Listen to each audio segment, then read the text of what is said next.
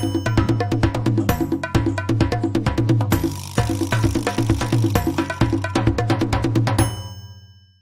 following program is rated TV MALV. It contains strong language, violence, and nudity. It is intended only for mature audiences.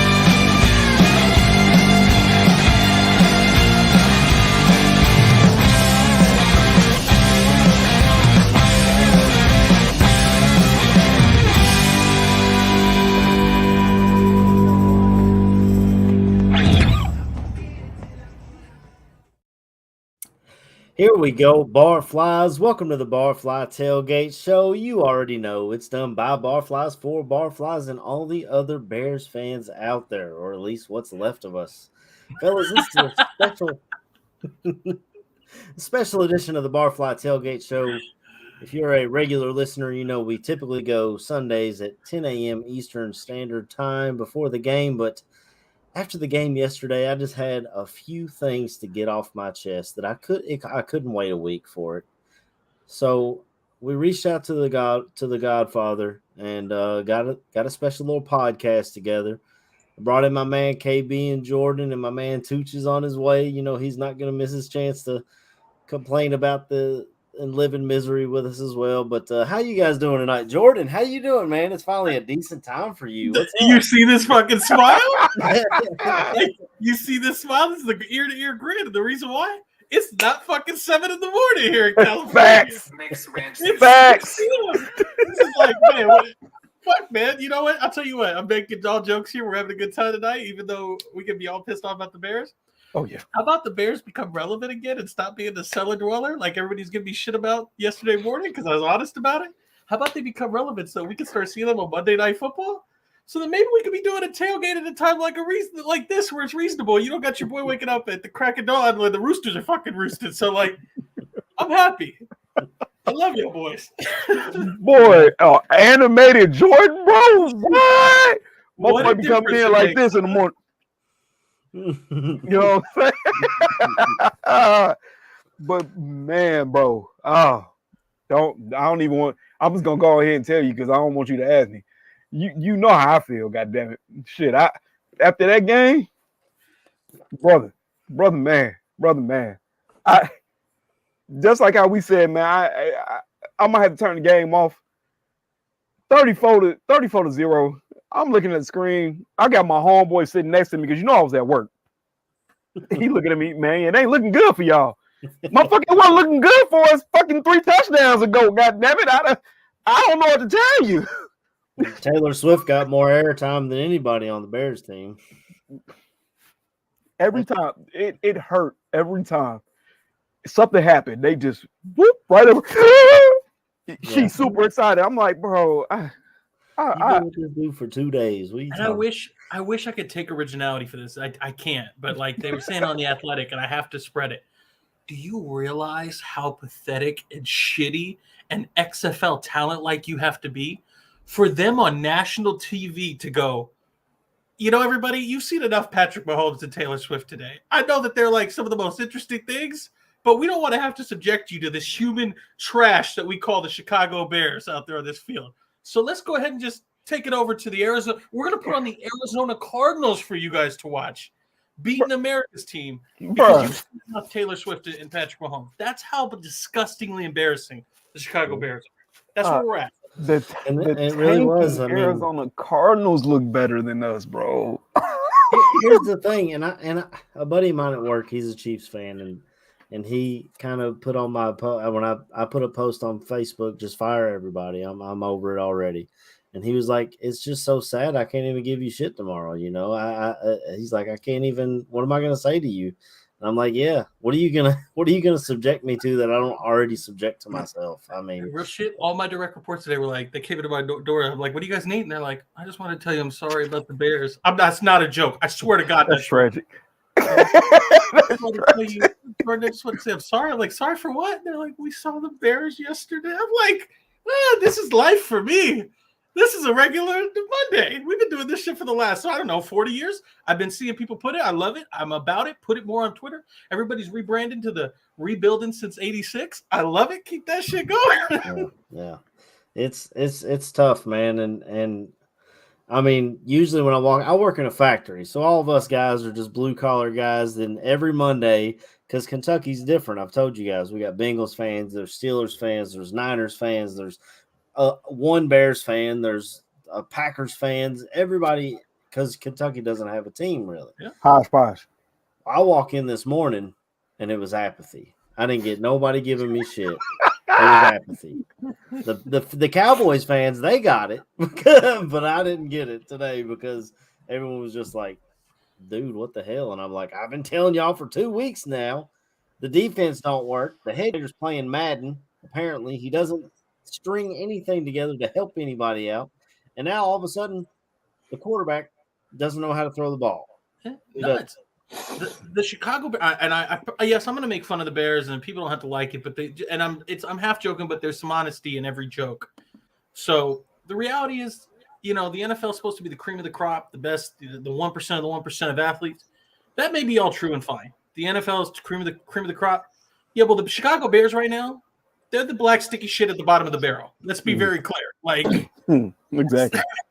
That's what it is. Like, I hate to admit it, but until you show me otherwise, and I know you all boys remember me telling you this before even week one kicked off, I said, what have they done to earn the respect? Why should I have to respect this team? What have they done to show me that I should give you even a remote chance? That's what I thought. Yeah. It's a systematic failure. It's been going on for the 20 years that I've been paying attention to football and watched football and played football.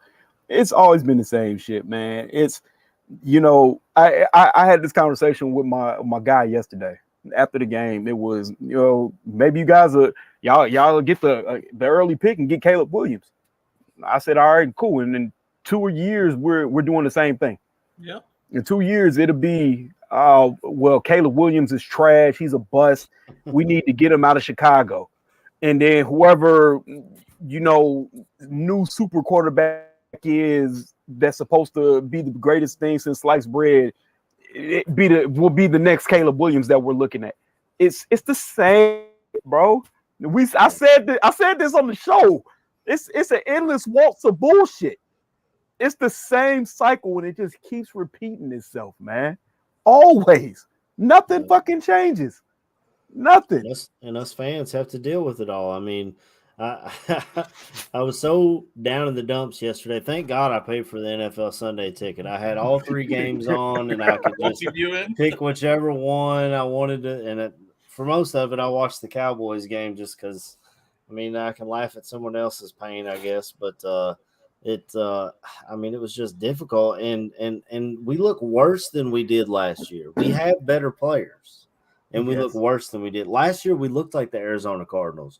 People were fighting hard and playing to the whistle and all those things. And I'm just not seeing it. I think Flus has lost the locker room. Oh, he definitely did. He definitely did. And then he comes on his press conference and says, we're a tight-knit group. We're sticking together.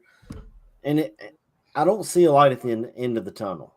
Because if they do what the Bears don't do and fire him mid-season, then who's your interim head coach? Getsy? Fuck no. Why is Getsy still employed right now? Buddy. He should have been fired today. That bro, there there's one thing that you can sit here and you can honestly say. You can say, you know what, Ryan, it's an overreaction to say Eberflus needs to be fired today.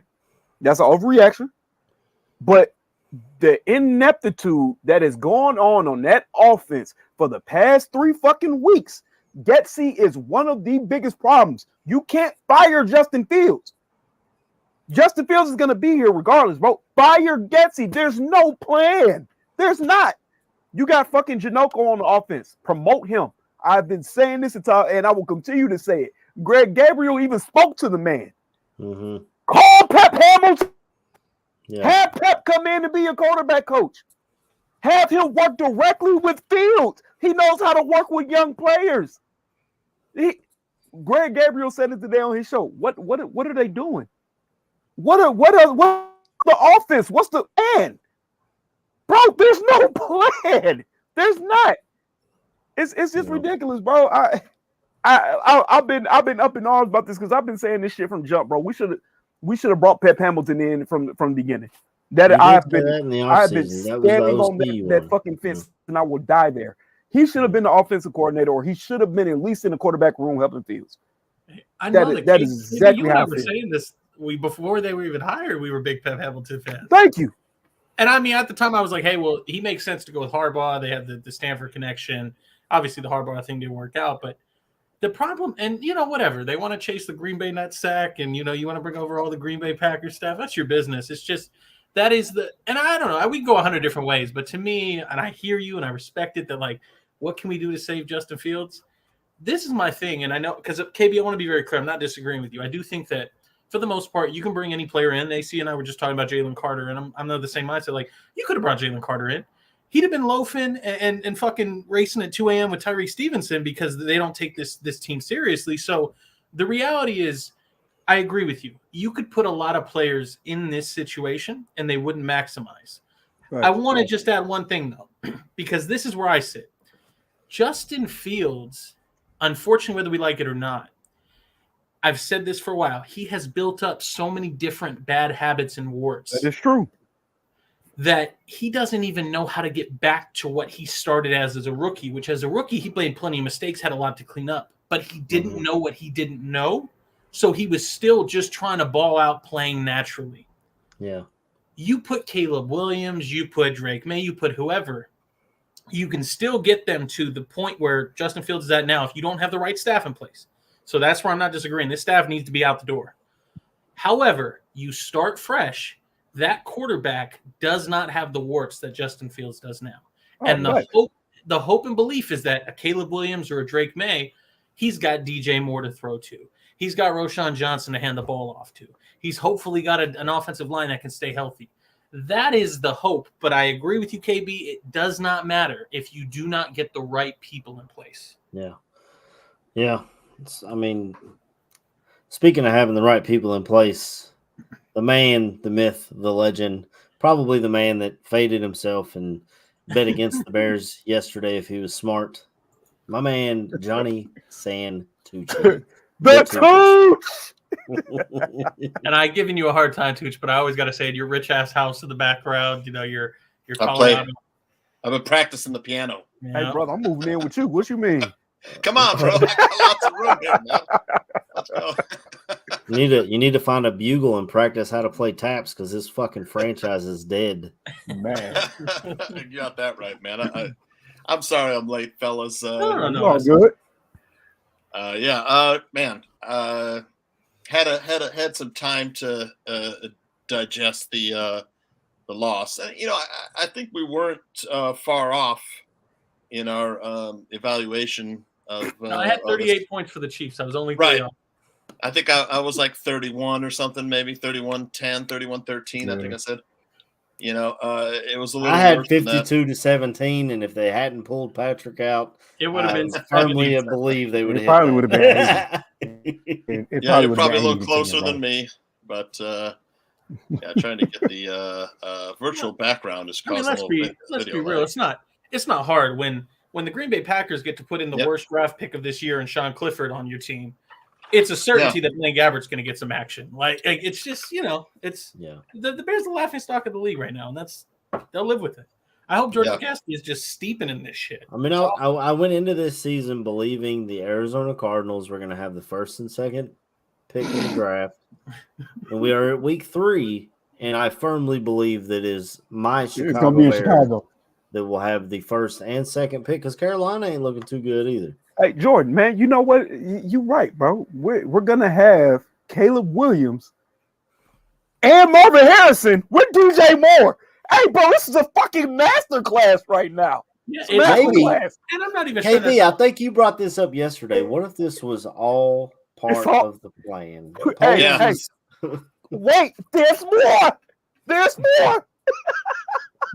That is exactly what it is. You know, it's interesting. There's people in the chat that say Caleb won't come to Chicago. For the record, Caleb did not say he was not going into the draft. His father said that.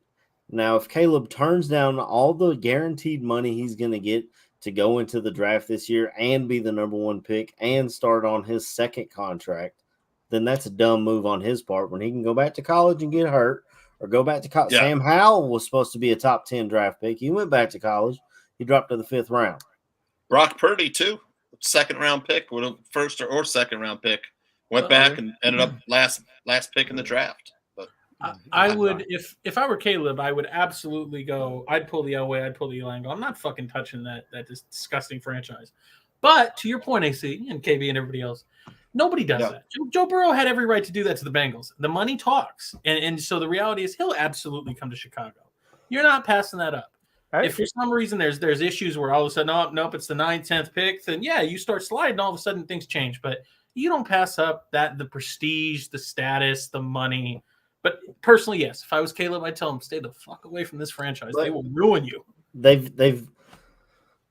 It's got to come down to Warren. Warren, you got to make a move. You can't sit on your hands when your head coach has clearly lost the franchise.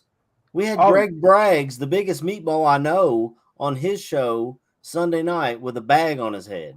Bruh, I'm thinking about bringing one. I'm thinking about bringing one with me to Chicago when I come for that Raiders game. Aaron, I asked for paper at the grocery store last night instead of plastic. I'm just saying. I mean, but let me spin this to you guys because this is something I've been thinking a lot about since last night. My brain goes to weird places. I can't help but continue to think that, and I want to be very clear, I am not absolving Matt Eberflus or anybody on this staff. But at what point do you have to just sit there and be honest about what the Bears are and go, foundationally, it is a culture issue? Because here's why. Yeah. Whether it's Eberflus, Tressman, Fox, Nagy, Lovie Smith, you name it. You can go through the whole list. Every one of those guys understands the privilege it is to have one of those 32 spots. And that's at offensive coordinator, that's at QB coach, that's everywhere. They all have every incentive. They're heavily compensated. They want to succeed. They want opportunities for growth. They want opportunities for legacy and status. Sure, maybe you get a couple that they're just total slap dicks and they're not doing anything. But for the most part, every one of those guys comes into an organization trying their damnedest to be successful. And you mean to tell me that every single one, you just picked the wrong guy, they just busted out? No. That is a culture issue. You have a rotten culture inside Hallis Hall, which to your point, you see, like Kevin Warren should absolutely do something. You know why he doesn't? Because the culture inside that building, his boss, George McCaskey, goes, I don't, that makes me uncomfortable, Kevin. I don't want to look like a shit show in public. I don't want to fire a coach in the middle of the season. We want to look professional.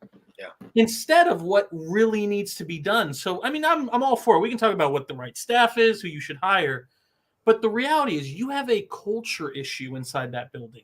And that is why it doesn't matter if you hire Jim Harbaugh, if you hire Matt Eberflus. Jim Harbaugh, I kind of joke because I'd like to think of Jim Harbaugh is just not going to put up with any shit. And he's going to go, look, I'm not coming there unless you let me run the fucking building.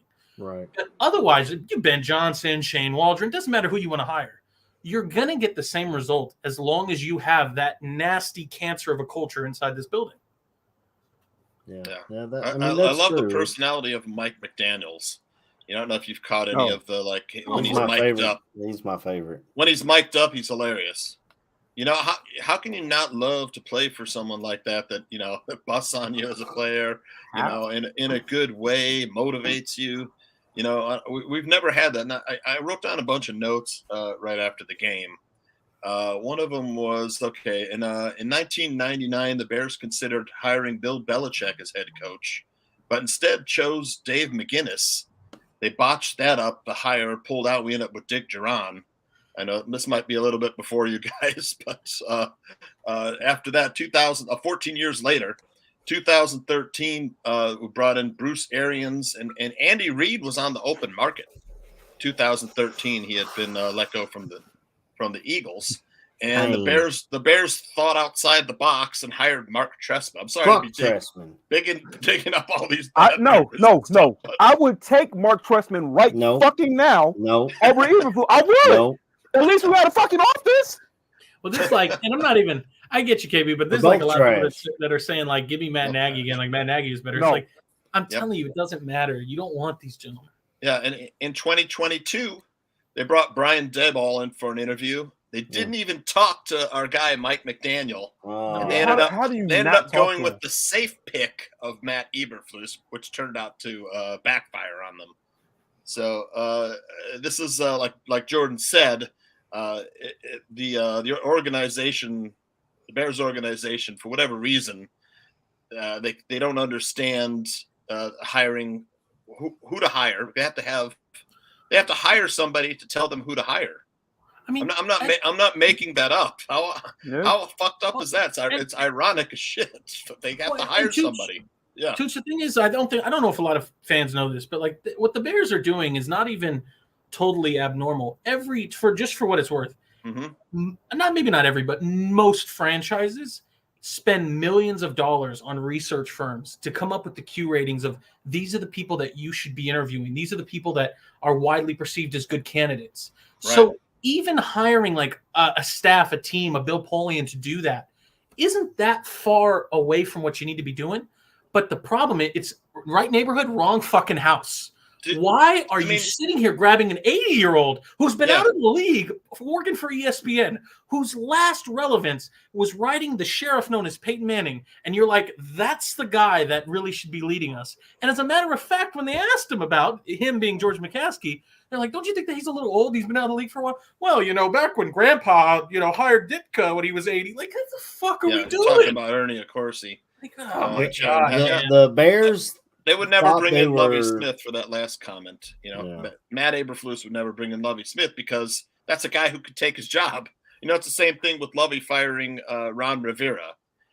But if you're gonna fire Matt Eberflus, you could bring in Lovie Smith to just as an interim head coach because he I don't was think coaching. Lovie would come. I'm not sure he would either, Jordan. Only just because he just got done with that shitty deal in Texas where they were like, oh yeah, come be our head coach, and they fucked him and backdoored him. So why would he come here and like, oh yeah, I'm going to give you guys 3/4 of a season that is going to do nothing for me, and you literally ousted me when I was here and I had a winning record. Like I'd rather be on my ranch. Look at this comment. So Bruce Arians worked with Peyton Manning.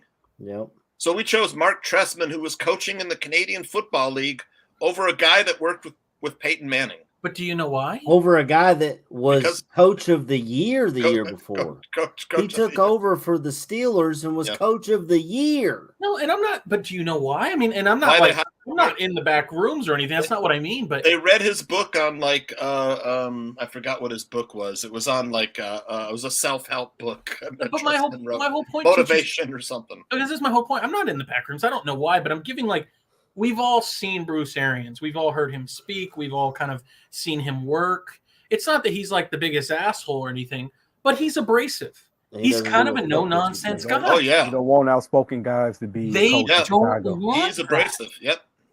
They refuse that. Yep. That is why they pass on an Arians, why they passed on a Brian Flores, who they did bring in for an interview, why they won't capitulate to Jim Harbaugh's demands. Yeah, this is a rotating cycle. We don't want anybody that resembles Mike Ditka because they challenge us. Yeah. And we want to be seen as king shit in Chicago, not this guy that's going to take all the glory from us. Yeah, like I said in Bears State of Affairs, it's a series of yes men. Yeah. Yes, boss. Yes, Mr. McCaskey. And that's like Jordan says, that's not what we need. We need someone to tell them, you're wrong. I'm right. Shut the fuck up and let me do this. Yeah. The reason why they hired Matt Nagy was their wives went out together, and Ryan Pace's wife got along with Matt Nagy's wife. How fucking stupid is that? Who gives a fuck about the wives? Yeah. Sorry. That's a rookie GM mistake. Ryan Pace learning on the job. About the wives, I don't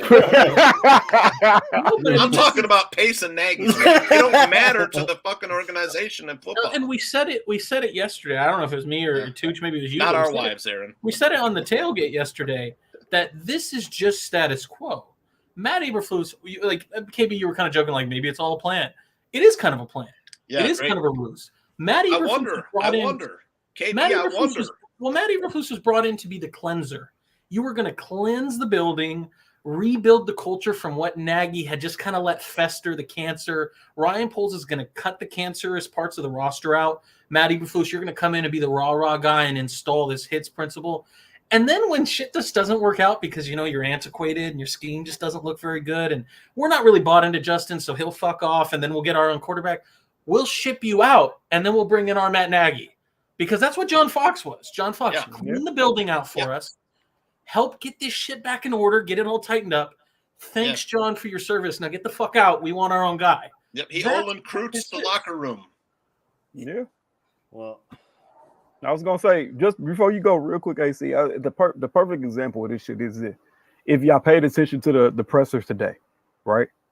Eberflus comes in, he gives you the same coach rhetoric. I mean, of course, I'm not going to throw anybody under the bus. It's we got to be all playing as a unit. We need to do this. We need to do that. We didn't look as bad. There were plays that were out there.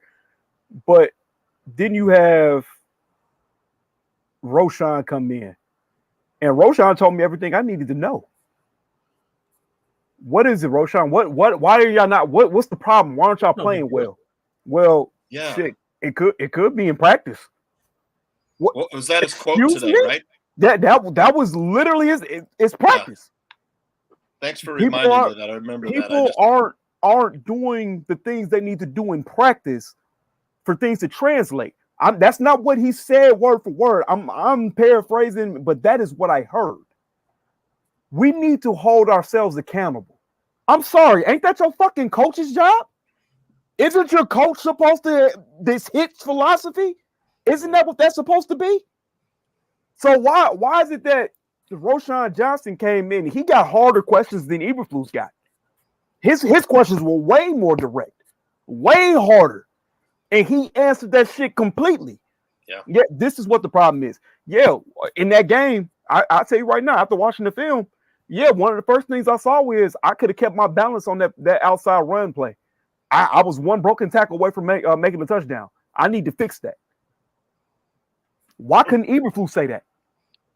Why couldn't Eberflus? You coach speak. I mean, Eberflus is the same guy that was out there yesterday talking about, it's just really been a bummer that, we had injuries that we couldn't expect and they didn't get to play together in the preseason. And I just wish we could have done things differently. My guy. That's on you. My guy. I know. You set the preseason rosters. You hire the training staff. You set the training schedule and regimen. Yep. You determine how long people have to recover and come back. You give certain veterans rest days.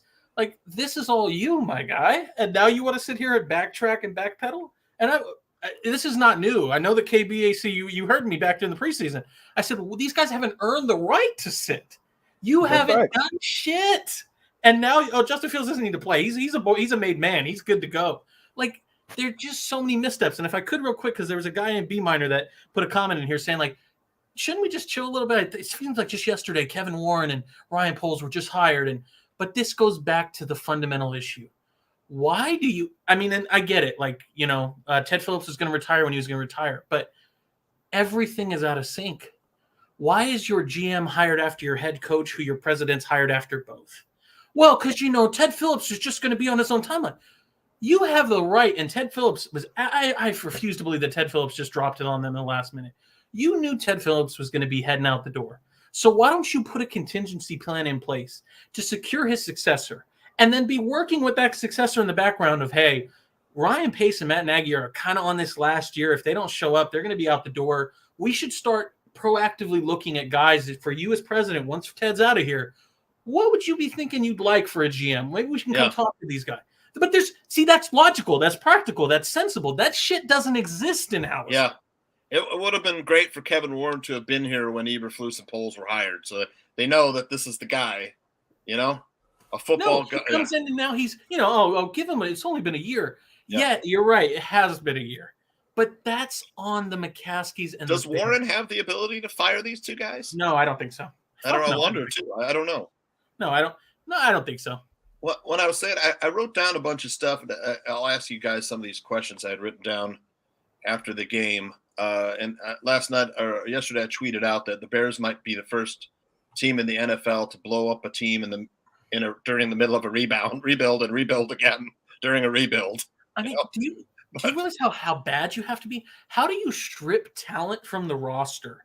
You're actively shipping out Pro Bowlers and great players, good players. Roquan, you seemingly add talent. And let me be very clear, there's no ifs, ands, or buts. DJ Moore is the most talented player on the roster.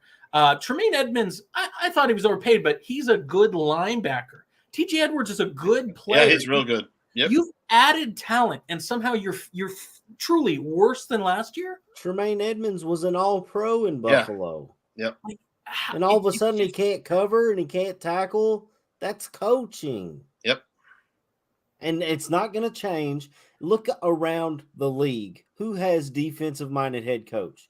Brandon Staley on the hot seat. Mike Tomlin. They keep him because Pittsburgh's loyal to a fault sometimes. Who else? The guy in Buffalo, McDermott. He's got a fucking All-Pro at quarterback. Yeah, he didn't groom. That was Brian Daboll. Right. Yep. Now that Daboll's left, he looks good now, but week one, he was shaky at best. Defensive head coaches do not get it done anymore, and we have a defensive mindset in Chicago. They tried to change it with Nagy. They picked the wrong guy because Andy Reid calls all the shots at Kansas City. So what are you actually learning? That's why Bieniemy went to Washington.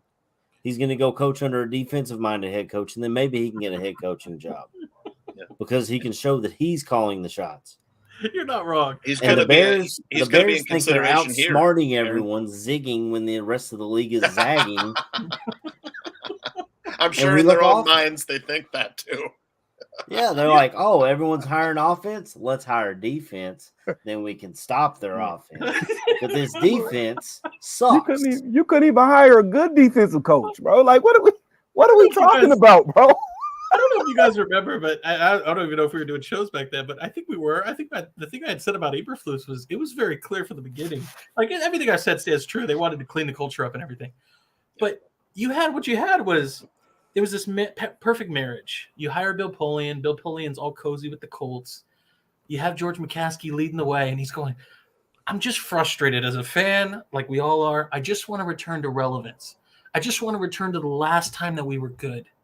And Bill Polian was like, I got your guy. We have a protege of Rod Marinelli, of Lovett Smith, of Buddy. I got your guy, George. And they were like, you got a boner and hired. Yeah, and it was like, those are the golden days. We'll just bring back the Tampa 2. It'll all be gravy, baby. Like that's what this is. I was just talking to one of my other guys because he hit me with the same rhetoric, man. And that game was tough last night. Yeah, it was. And we got on the topic of what would you do? You know what I'm saying? How would you run this team? I said, you know what, man?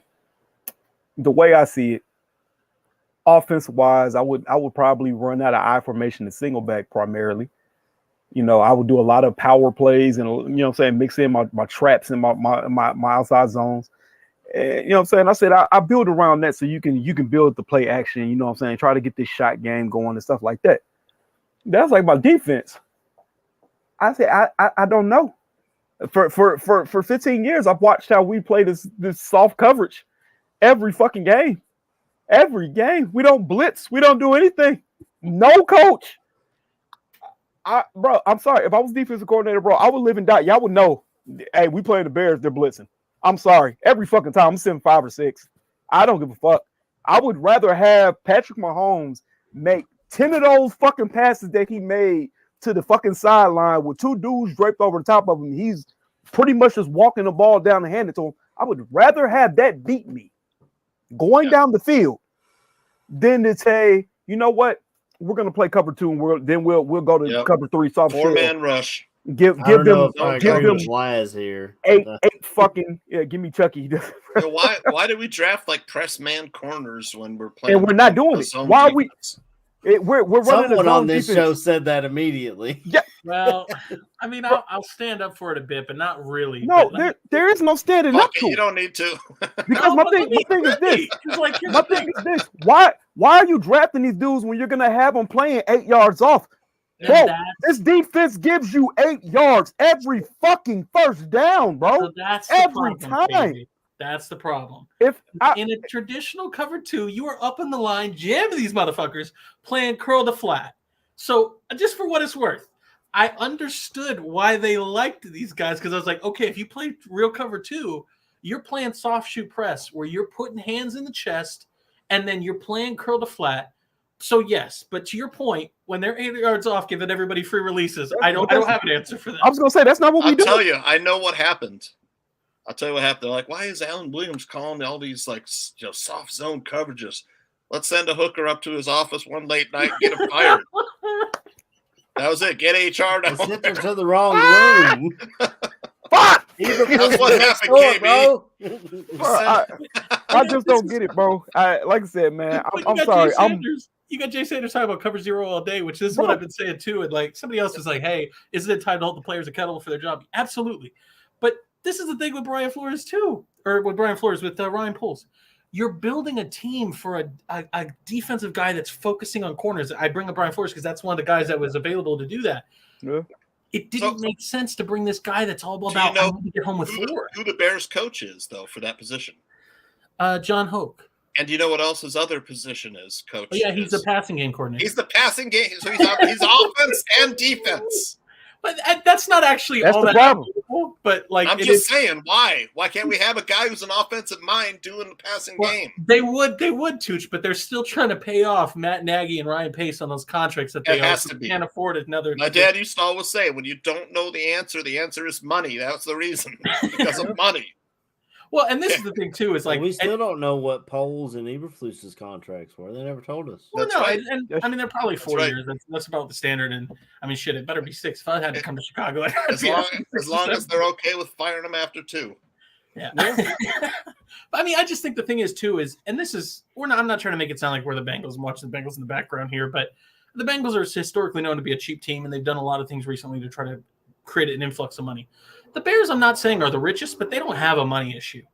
And they should be finding ways to maximize the advantages, those special corners that nobody touches into. You can spend endless amounts of money on coaches, endless amounts. And somehow you routinely come up short in this department. Yeah, and scouts. For the longest time, they were the smallest scouting department in the NFL. And I bring this up because, and I'm not that we have to come back to Jim Harbaugh. Bengals, or are you talking Bears? No, I'm Bears. talking about the Bears. Smallest scouting department in the NFL. The Bengals have a very small scouting department they do as well. too. Well, that's because Duke Tobin, walks around with a big hog with how well he's been drafting. But the whole point is that it's pretty easy when Joe Burrow's sitting there. Yeah, but this is my thing: is that not to bring everything back to Jim Harbaugh, but the rumor is that Jim Harbaugh had a sit down and was like, "Well, I need an exorbitant amount of money," and they were just like, "Well, we just can't do that." Yeah. Well, then you don't want to win. Then you don't want to win. I don't know what else to tell you. While I was listening backstage, you guys said during the Bears game they switched over to the Cowboys and Cardinals, and I was watching some of that Cowboys-Cardinals game, and I thought, that the Cardinals would be one of the worst teams in the league, and probably I thought they'd be the worst. I thought they were trying to be. What I saw was a team that played really hard. They played hard. They made plays. They challenged every pass. They rushed the passer, man. They sealed the edge. They played sideline to sideline. Everybody was hustling. There was great play design, the rollouts for Josh Dobbs. Everybody was on the same page. The exact opposite with us, where nobody's on the same page. I know we saw Cliff had the question for Jordan.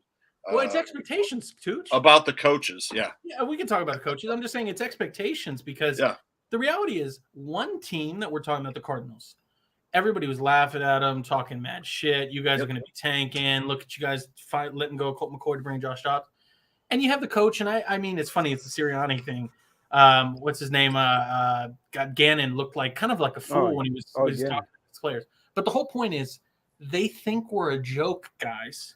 And then he's bringing in these no-namers that are fucking fighting for jobs in the NFL. They're hungry. They're clawing with their fingernails to get jobs. Then you have the Bears. Who do they think everybody covered our ass. We got DJ Moore. We're going to be fantastic. Yeah, he's going to take a big leap. Like, exactly. We're cushy. We don't need to play our starters in the preseason. We're the Bears. We have shit. Aaron Rodgers out the division. We're going to find a way to just scoop this thing up and go to the playoffs again, just like the good old days with our Tampa 2. It's expectations. It's the La La Land. It's the fairy tale Bears. It's everything's happy and go lucky in Hallis Hall compared to what it is when you're. And the reason I can put this is look no further than last year. Everybody was talking shit on the Bears. You guys are going to have the worst record. You're bringing in guys like Nick Morrow and everybody else. I'm not even saying Nick Morrow was fantastic, but you're bringing in the same level of player that's hungry. That's well, we just lost a viewer, guys, because we're not calling for Bajent to start.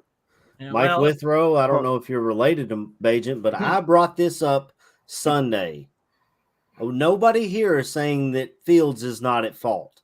Fields is making mistakes too. Yeah. But it's top to bottom. But the coach sucks. The scheme sucks. The Aaron quarterback sucks. But what's Bajent going to do with Larry Borum as his left tackle? And Darnell Wright is doing okay at right tackle. Let's Bajent's going to get killed behind this offensive line. We said that we'd bring him in after week 8, all of us. I'm bringing Sunday. Him in.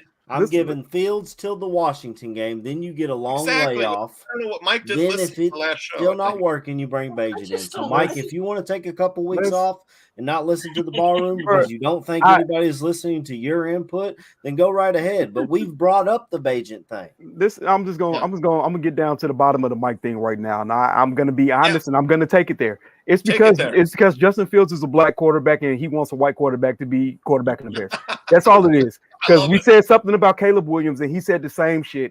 Bajent outplayed all these guys in the preseason. He's playing against fourth stringers, dude. Yeah. Soft coverages. Shut the shit up. No Bajent saves nothing. This offense still sucks. Bajent, we can have Tom fucking Brady in his prime, and his offense will still suck. Mike, if you want to go, bro, go. No one fucking cares. Stop calling for shit that doesn't make sense. And you're talking about an undrafted fucking quarterback. And Mike may be gone already, but I just got to say this real quick. I'm actually not even against Tyson Bajent or anything. Nobody is. I'm trying to save the kid. Why? What do you get from putting him out there? Because I think there's a part of this too, which is just I call it Brock Purdy mania.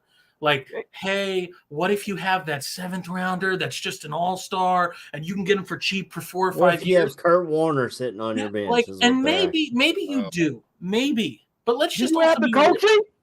Yeah, but let's also be real. The 49ers, Brock Purdy is playing with all-stars around him. Exactly. Yes. Look at the guys he's got. And the best coach in the league. And the best coach. Yeah, what do you think Tyson Bajent is getting by entering? You want to fuck up another quarterback, Mike? What are we doing? And the shit that kills me, y'all remember, I talked about this kid making the roster. Yeah, we wanted him on the roster, for sure. Anything, this kid needs to be on the fucking roster. He needs to be developed. I'm not putting this man in and sitting there saying, oh, Bajent is the fucking hero. He's not.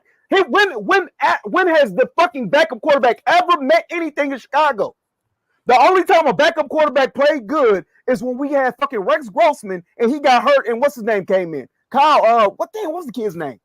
Orton. Kyle Orton. Yeah. That's the only fucking time a backup was decent.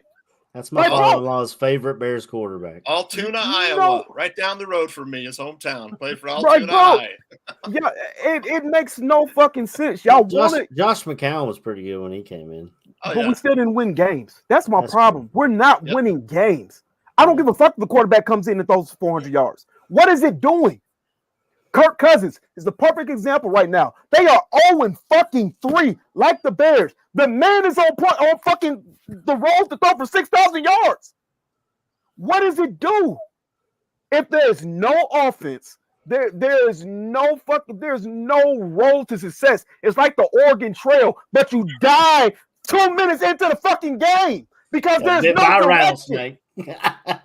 Bro, it kills me. I'm sick of hearing about Tyson Bagent. To be real, I was tired of hearing about Caleb Williams. Because to be real, it's gonna be the same shit in 2 years. That's what I'm afraid of, man. That's what I'm afraid of. That's we why I draft think another one. We draft another one. We don't have anybody It's around gonna be him the to develop. same fucking shit. That's why I'm talking about coaches. It starts with coaching. Starts with coaching. If you don't have the right coach in place, it doesn't matter who you draft. So if we'd have drafted Patrick Mahomes, he would not be what Patrick Mahomes is. He wouldn't be. And just like that age-old comment, the Bears could have had Patrick Mahomes, and so could have 9 other fucking teams. Because I guarantee you, if you redraft, the fucking Browns pick him over Myles Garrett. If I'm wrong, let me be struck down by lightning today. So you know what that means? That means that the Cleveland Browns missed on him too. Because I guarantee you, they didn't want to give up all those first-round picks. They'll get Deshaun Watson. And the 49ers. Bro, I don't know if we want to talk about that, but that's the thing is like let's be real. Justin Fields, and I'm not even like trying to do one of these, but we talked a few weeks ago that there's just not enough time for him to correct. It's just not. It's not.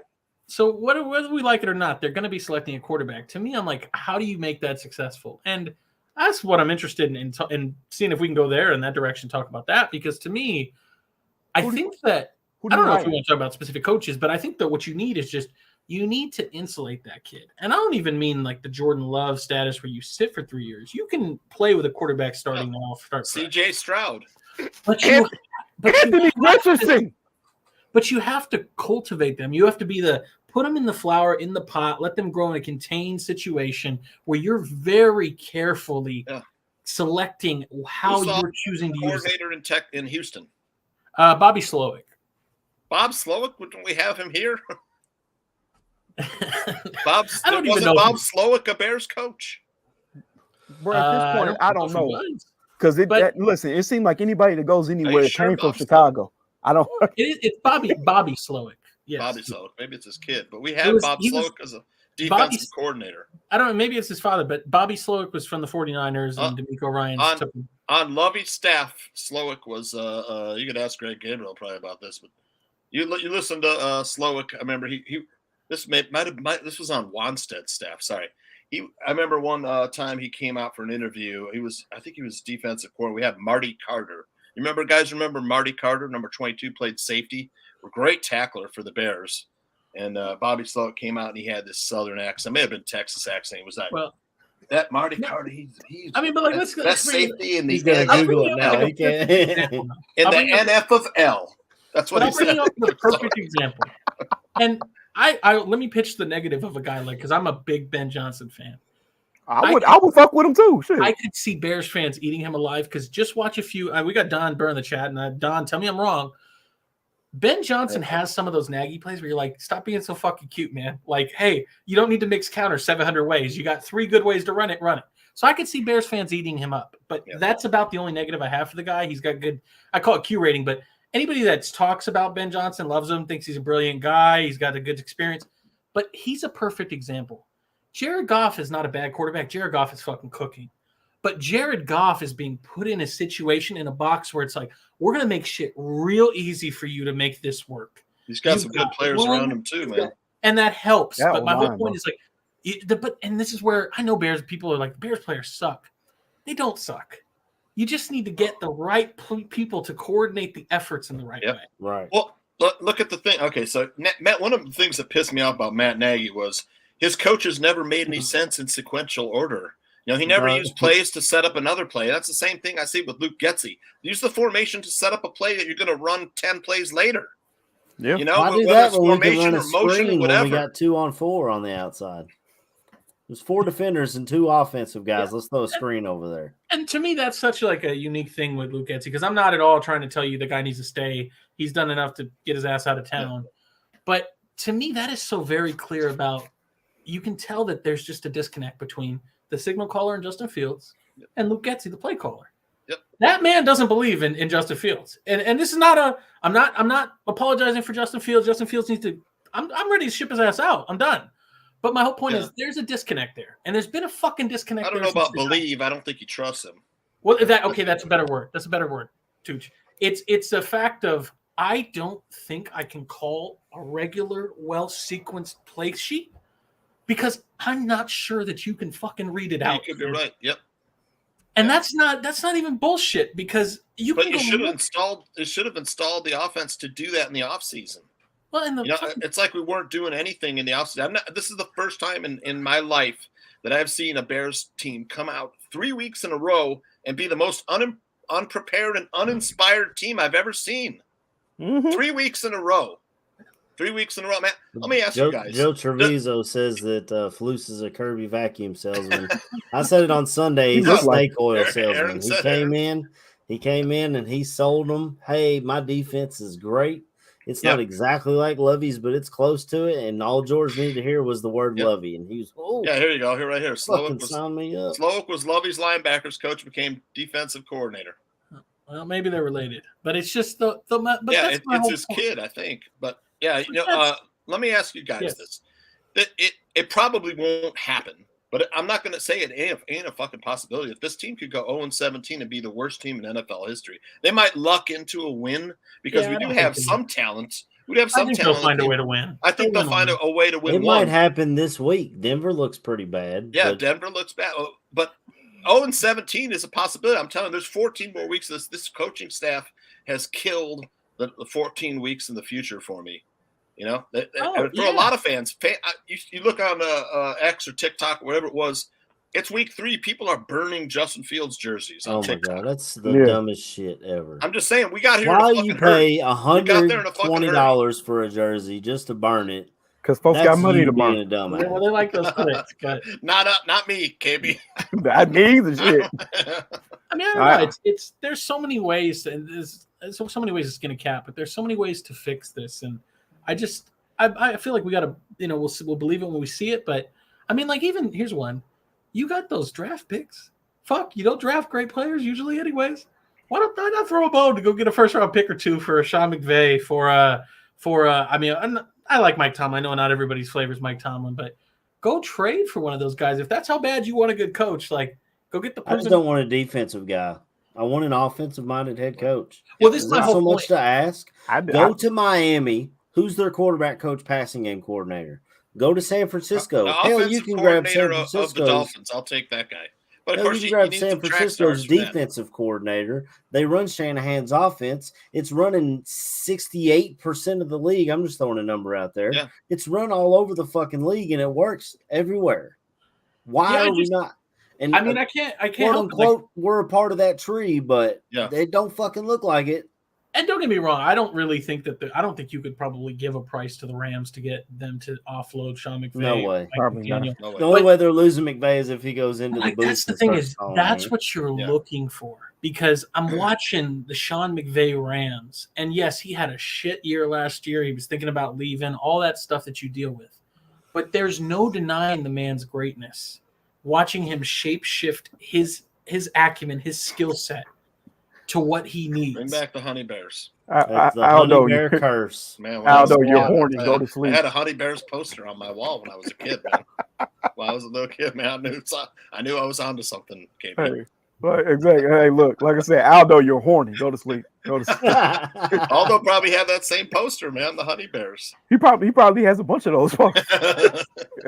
Aldo, if you took that Viagra more than 4 hours ago, you need to contact a physician. So I want to get back to what KB said about was Matt Eberflus hired to tank this again, and I want to say that people are upset. Bears fans are upset. I just talked about the burning the jersey. Maybe stupid. I don't care. People are fucking upset. I don't do a Monday show unless the Bears like failed to tell us that, that this year was a tank year. Did they defraud the public? No, I don't think that. I really don't think that. And here's why. I'm not here blowing Greg Gabriel, but Greg has said previously that he was talking to Ryan Poles right before the season, and Ryan was like, hey, I'm excited to see what we got this year. I don't think that's bullshit. I really think that they thought that the Bears, not that they were going to win a Super Bowl, but that they'd be competitive. I really do. And I think here's the thing. You could see that shit. Yeah. You could see the skin boiling. High hopes, man. You can see the skin boiling in the pressers from people that would be in the know. It's not for fakes. I think that they actually thought that they had a real chance. And I think that they got embarrassed and got pantsed against the Green Bay Packers. Well, I said that in the show last time. I said that these are coaches who really thought that they were smart and could do this job. Yeah. And are finding out that they're not. They're out-coached every week. No, and we're about to lose. We just lost, 13 games in a row. Yeah. No, and this the thing is, you can see, and I'm not, it's actually pretty damn sad, but you can see the scapegoat searching and the fuckery, the immaturity in the pressers when you got the quarterback who's been Mr. like the blame's on me and I got to be better. Oh man! When I heard him go like, well, like the Lions were 1-6. Yeah, and no offense, Don, but I'm not competitive to shit on you. The Lions didn't go to the fucking playoffs. They didn't achieve anything last year. And every time the Lions were playing ball, they looked like they were interested in actually playing ball for their coach. How dare you even sit there and try to go, well, there was that one team that don't fucking talk about it. Just show up and play, huh? Just show up and play. You know it'll be the best thing for the Chicago Bears, and I'm going coach-wise. The Michigan Wolverines win the fucking national championship, because at that point, Jim Harbaugh has done everything that he's supposed to do in college football, and then you can go throw the money at him. Kevin Warren just came from the Big Ten. Maybe they'll take his input on this, but your best bet is them winning and Jim Harbaugh feeling like he's done everything he needs to do in Michigan. I think is how after being suspended this year, he's done with the NCAA anyway. Yeah, and that's my thing. And I'm not saying that because I'm a Michigan fan. None of that. I'm just saying that because at this point, I would bring him in for the simple fact he knows how to put a fucking college. I said a college. He knows how to put a coaching staff together. Yeah. He'll go out and find who he needs to find to be the offensive coordinator. He'll go out and find who he needs to run his defense. It's just that simple. And then he'll be the front guy to tell you we're no nonsense. I'm not going to deal with X, Y, or Z. We're going to play fucking football. We'll come off the ball run. We'll come off the fucking bus running the football. We'll set up the passing game off of that, and we'll go from there. Imagine Roshan Johnson and his offense. Right. No, I mean I love it, KB, because I'm this no bullshit. I'm a Mr. Brian Flores guy, but before people don't realize, I was actually like Harbaugh, and then once I realized Harbaugh wasn't coming, I was like, all right. Brian Flores. I was anti-Harbaugh in the last coaching search, but at this point, you got to ruffle feathers. And the McCaskies, you can't do the same thing over and over and over and expect a different result. Yeah. You can't.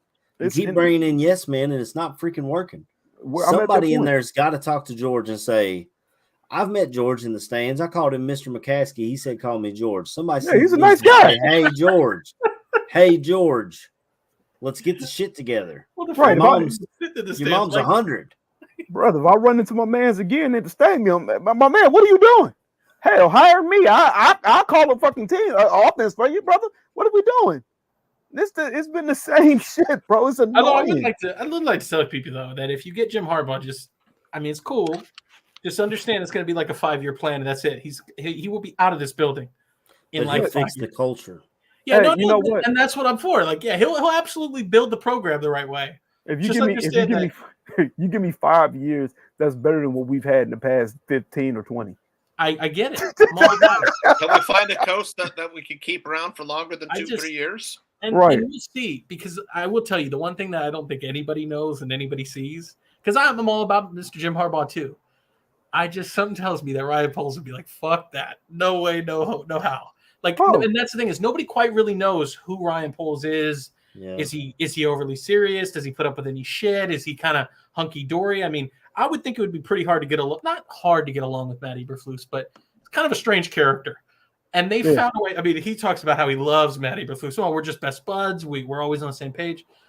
I just can't help but think that you would bring a dictator in at head coach, and Ryan Poles would just not be having it.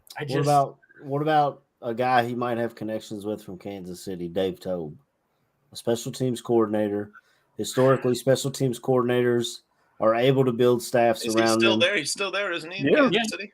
I was gonna say, I got to remember Harbaugh was special teams coach.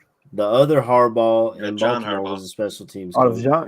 My bad. So, I mean, I know Bears fans might get PTSD grabbing from the Kansas City tree again, but you got to do something, man. Eberflus ain't it. Bears fans and I said it the day we hired him.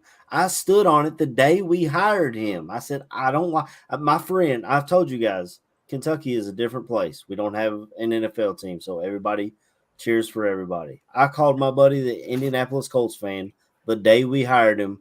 I said, "What am I getting in Eberflus?" He said, "You're going to get the players playing hard for him." That's it. He didn't say his scheme's great. He didn't say he's going to be a great head coach. He said the players are going to play hard for him. Well, that wore off in the first year. And now Jalen Johnson's already gone on the radio, said he's tired of hearing the post-game speeches after losses. Oh, and today, did y'all see his reaction when they told him that Denver was favored? I don't know if Jalen's playing this week, but he felt disrespected as fuck at that. I mean, that team just gave up 70. Now we probably would have gave up 70, but still. Probably would have gave up 80. I'm standing on that hill. Mahomes was done after the third quarter, I think, right? No. Is it wasn't it halfway through the second? No, yeah, it was. It was the third. My bad. It's the third. Yeah, I mean, speaking about Jalen and Darnell, like, I'm so happy for those gentlemen because I cannot imagine that they want to stay here. Like, they're probably like, whoo-wee, let Cole stick around, but we're getting the fuck up out of here.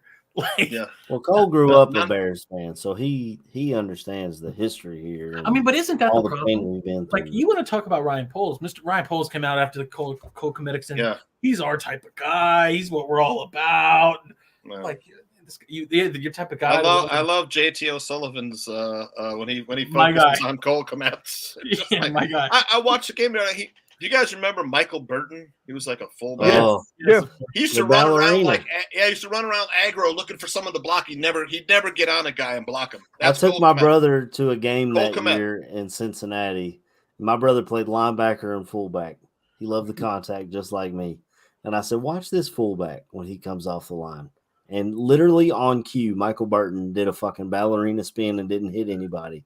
And he was like my brother's not a Bears fan. He was just there supporting me. We were at the top of the stadium in Cincinnati watching Mitch Trubisky, and they beat the hell out of the Bengals that day. We ended up moving down and stealing somebody else's seats. But I was like, watch this fullback. And he was like, what is he doing? I was like, dude. I watched Cole Kmet do that in the Chiefs game this past weekend. I'm like, is that Michael Burton out there? Fuck, it's 85. Yeah. Aldo was asking in the chat about, like, what about Frank Smith, the offensive coordinator for the Dolphins? And I mean, I know plenty of people. I know I've heard plenty of respected individuals in the league talk highly about Frank Smith. And sure, at this point, I mean, throw spaghetti at the wall, see what sticks. But I think you're inherently barking. Although my position is just that you're inherently barking up the wrong tree again, or just the precarious tree. And this is from a Shane Waldron, a Ben Johnson, a Frank Smith, you name it. Like, you give the head coach role to Kellen Moore.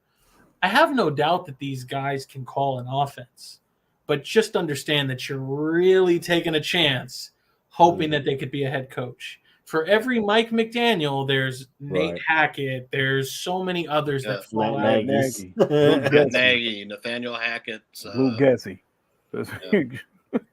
Yep. It's a precarious ride. I mean, I think of like Rod Chudzinski back in the day. Like there's so many others, Hugh Jackson, that they don't end up working out. So, I mean, like I said, I like Frank Smith. I like certainly all of those ideas that are cooking up in Miami seem fantastic. But I think this is kind of why we keep circling back to. But how about you just get a real authoritative figure, an enforcer? Somebody Michael Burton next week. Next weekend. Oh, yeah. Michael Burton revenge game next Michael week. Burton revenge game, Aaron. Well, yeah, he's a Sean Payton fullback. Like, they used to have Heath Evans as their fullback. Oh, yeah, that's right. We got Burton to the Saints from the Saints. And then he spent a cup of coffee with the Chiefs before. Now he's back with Sean Payton. I see. I think it's interesting. I don't know why people are going to be shocked if the Broncos win. The Broncos, I get it that they had 70 hung up on them. Yeah, they also had still got Russell Wilson. Yeah, but honest to God, they had the best offensive mind in the game, the hottest offensive mind in the game, drawing up plays. And what they've built, and this is the sign of how genius Mike McDaniels is he understands what it takes to build that offense, what it takes to run. He has placed a premium on speed. Yep. And understands how to use the speed with different motions, different looks. Yep. Ways to get players matched up on that speed. And I don't give a fuck who you are, defensive coordinator. They had Bill Belichick, his son Steve Belichick, and Gerard Mayo playing that Dolphins team. And even then, and that's a good defense. The Patriots are a fantastic defense. and they still couldn't find a way to slow him down. So for all those people going like, well, they hadn't hung up 70 on him, they'd hang up 50 on a lot of teams. Yeah. So I don't know. I mean, to me, I think I guess I just can't help but feel like if one team's got to get off the schneid, it's the Broncos more than the Bears. Yeah, after giving up a 70 burger, I gotta agree.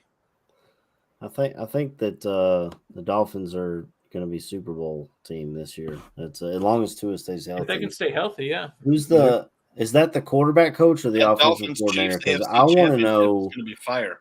I want to know who's in Tua's ear. I want to know Mike. who's getting. It is. Oh, so Mike Kafka is with them? No, Mike McDaniel. Mike McDaniel. Okay. Well, we're not getting him. So no. This is the problem too when you go like, and it happens with the Green Bay staff with LaFleur. It happens with McVay's staff, and I get it. They're going to say, "Well, look, everybody that came off the McVay tree." I don't actually believe Zach Taylor's doing anything particularly special with the Bengals. Just like I think Kevin O'Connell had a nice year one, but it's not looking fantastic now. Can't seem to run the ball. So to me, I just think it's that same thing of you can always look to these fantastic examples of like, look at that offensive genius or look at that franchise that has Patrick Mahomes. Go grab from that GM tree. It's just a scary proposition. That's all I'm telling you. Like, I'll just give you an example. Play devil's advocate. To me, I'd be much, much, much more interested in picking from the tried and true franchises. The Steelers, the Ravens. I know that the Patriots has a real checkered past, and that's its own thing. But I mean, I'll tell you what. Like, I know, and I get I'm one of one. I like myself some New England tree. I fucking love it. So, and I know they're shit now that Tom Brady's out. But this is the thing is, if I'm going to pull from anywhere, let me pull from somewhere that's been sustained success. And I know that you can look at the Chiefs now and go, they're sustained success, but how much of that really is number 15, though? Hold on, time out. Let me back up. Darrell Bevel was the quarterback. Wasn't Darrell Bevel the fucking quarterback coach here? Yeah. He's the fucking quarterback coach in Miami? I believe I so. thought he was with Green Bay. Yeah, he was the offensive coordinator in Seattle too, I think. Yeah, he was at one time. At one point. Yeah. Unless you're thinking of, but I think he was a QB coach. But if you're thinking offensive coordinator, you may be thinking of Dow Loggins. He's in Arkansas. Is he? He has South Carolina. He's offensive coordinator. He ran that same freaking play he called Donut when he was John Fox's one. Yeah, it was like some fake and a tight end up the middle. For whatever reason, they thought that would be a good hire at South Carolina, and they were talking about before we brought Liam Cohen back. They were talking last year. It was between him or the guy we actually brought in from San Francisco as Kentucky's offensive coordinator, and I was like, please God, do not let Dow no gains. Hey, see, what if we bring Rich Scagarello in? Fuck that dude. Well, I don't know. In the NFL, it might work, but he had freshman wide receivers who didn't know what. No. The Rich Scagarello would not work in any. Okay. I see somebody. I see John here saying. Don says extend Eberflush. I see John talking about Greg Roman. Greg Roman was a guy I really wanted for Justin Fields because I said, fuck it. I mean, now, Greg Roman comes with a lot of warts, too. Like, this is the funny thing. This is why I'm saying you could pick any offensive coach you want, even defensive. You will find flaws. Nobody's perfect. Like, Greg Roman, as great as his offensive is with running the ball and utilizing a quarterback's legs, his passing game is, like, ancient. It's just there's a lot of – I mean, unless you have the all-star tight end room, loves to use his tight ends, doesn't do exceptionally well with receivers. I mean, you can talk about – Ben Johnson, I've talked about him, some of his flaws. Like, we can go down the list. So that's what I'm saying. It's you're do it pragmatically. Figure it out at the top. Get a head coach that you believe in, and then you let him kind of do his thing and sort it out, and hope that you've done the right thing by hiring the right person, and he's got a good head on his shoulders to make the right moves in his cabinet of staff. And that's the problem that I think we as Bears fans. KB had the best answer. I mean, Jim Harbaugh. Bring him in, let him build his roster, let him build his offensive, defensive staff. I mean, they probably won't do it because the Bears are the Bears, but that's the correct answer. No, we'll end up with who's a good team to think of right now? It'll be an we'll end up with the Broncos fucking offensive, you know what I'm saying, passing game coordinator or some bullshit, you know, because he was next to fucking old boy that's the head coach right now. Like, bro, fucking eat a dick right now, bro. I'm so sick of them. You're right, KB. You have to look at the couch cushions at like the most abstract connections. Well, you know, he was the water boy back when George was you know, on the sideline, and that's how you're gonna get your next guy. Well, let's be honest, they'll probably just let Eberflus ride this thing out all the way into the ground and bury another quarterback, whoever they draft next year. And if he's not fired at the end of this year, if things continue the way that they do, and that's where we all assume that's what's going to happen. Yeah. Well, if he's not fired at the end of this year, and then they keep him, and then go draft another quarterback, I'm completely done with the Bears. He will. I'm out. Is KB going to tap out? Bro, because it's be the same shit. We'll be here talking about the same thing week 3. That, you know what? The same thing week 3 that we talked about when Fields was a fucking rookie, saying, oh, well, you know, he has to develop, but there'll be no chance to develop because there's nobody here to develop him. It's just that simple. Yeah. Well, you said you still had notes. It's getting close to my bedtime. So all right. Want to talk about Matt Eberflus a little bit because one, I don't believe any of these players want to play hard for Coach Flusy. No, Andrew Billings is. He's always playing hard. He's playing hard because he's always playing hard. He's the highest graded Chicago Bears defender up until last week. I haven't seen this week's numbers, but he played hard when he was in the game. He had a couple of stops. The best college Chicago Bears defender. Jay Sanders, you're saying hire the USC coach? Mm-mm. He doesn't run a defense. He has never ran a defense. He neglects that side of the ball. Am I lying, Jordan? No. He neglects that side of the ball completely, and he's had the same defensive coordinator with him since Oklahoma. That's never put a good last weeks of the season. I would bet the other team's over team total against USC. I'm laughing because I'm not gonna get what I want, Jake Sanders, but I'm laughing not at you. I'm laughing with you because right neighborhood, wrong house. I'm like, yeah, go ahead and bring Jim Harbaugh. Then go ahead and bring his quarterback and JJ McCarthy's. You know, it's nice, makes some sense. But that's not gonna happen either. So, but that's what you're going for with Caleb Williams, and let's just bring Lincoln Riley too. Not going to happen. Ryan Day would be the guy if you were keeping Fields. Yep. That's a year too short. They were running. He was on the hot seat before they scored that 1-yard touchdown against 2 players last night. Yeah. So I don't see Ryan Day being the answer either. Yeah. I wanted to say, if you listen to Matt Eberflus's press conference after the game last night, this is his quote. I'm not making excuses because we should be farther ahead, but we're playing together for the first time. So right after he says I'm not making excuses, he makes a fucking excuse. Well, that was practicing together for the first time. Well, that was what we're playing together for the first time. Yeah. Yeah, but this because of you, dude. Because of you. I was going to say, I want to be the head coach. Yeah, that was Matt Eberflus. I want to be a little fair. Injuries. I'm just saying. I wrote that down after his press conference. You don't control injuries, so I do want to be fair to the guy. But this is something that I've said many times. When Tevin got hurt and all these others got hurt, you have a limited opportunity when everybody's healthy. Maximize that time. If they all make it through week 1, you better play them all and get as much time as you can. Oh, we dropped a guard. He's out. Great, but as much time as you can to get them to play together, you should have, and that's what he didn't do. Yep. Here's the 4 of us talked on Sunday about the Bears trading Roquan Smith. So I wrote this down too. The Bears have won 0 games since trading Roquan Smith. Yep. All right. Just want to get that out there. Fact. Yep. And we traded Roquan Smith, arguably our only blue chip player. We traded Smith for draft picks to get more blue chip talent because we didn't have enough blue chip talent on the team. That's fucking irony. Last year, that's a Bears organization in a nutshell. I know it looks terrible to trade away Roquan Smith, your best player. We had to. But we had to. Yeah, we had to. I'm not going to. You had to rebuild. You had to start a rebuild, and the only way you can do that is literally by stripping it down to the studs and trying to build it back up. And apparently, we're still trying. I mean, I loved the Tremaine Edmonds signing. Yeah, I loved that guy in Buffalo. That draft, it was between Roquan or Tremaine, and I was like, I'm good with either one of them. Yeah. It's this scheme. It doesn't matter who's in it. Yep.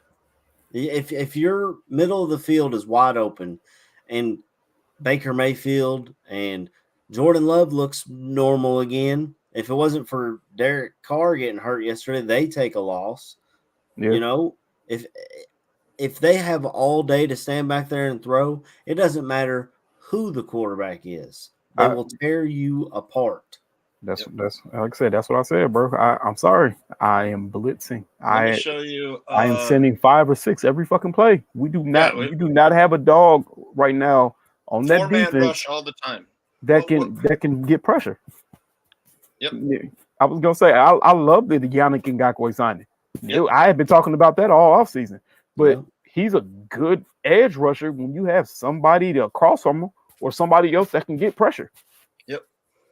Yeah, we got rid of Travis Gibson. He was the guy who was getting the most pressure. Our two best guys in the preseason. Let them both walk. Yep. Terrell Lewis cut. and Gibson. Yep. All right. I want to show you guys 2 things. This is July. Look at that kid. That's happy. And this is yesterday. Or today. Sorry, today. Yesterday or today. It's right there. Look what we've done, Aaron. That man looks like Obama when he first got in office to when he got out. Where you like looked and you noticeably his hair was fucking gray. It's like it looks like Calipari when he took the UK job till now. Bro, it's crazy. It's like the stress. Here's the thing. I think Fields will succeed somewhere else. If he goes to Atlanta, he goes back home to Atlanta with all those I think that's weapons. where he'll be. Yep. He'll have success. Yeah, Pace will bring him back.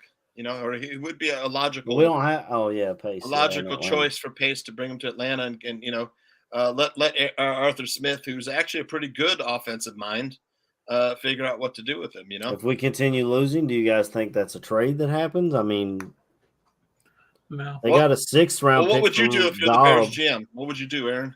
If I was, honestly, I love Justin. We'll all play Fields, GM man. for a second because I got some notes here and stuff. But I love Justin Fields. So do I.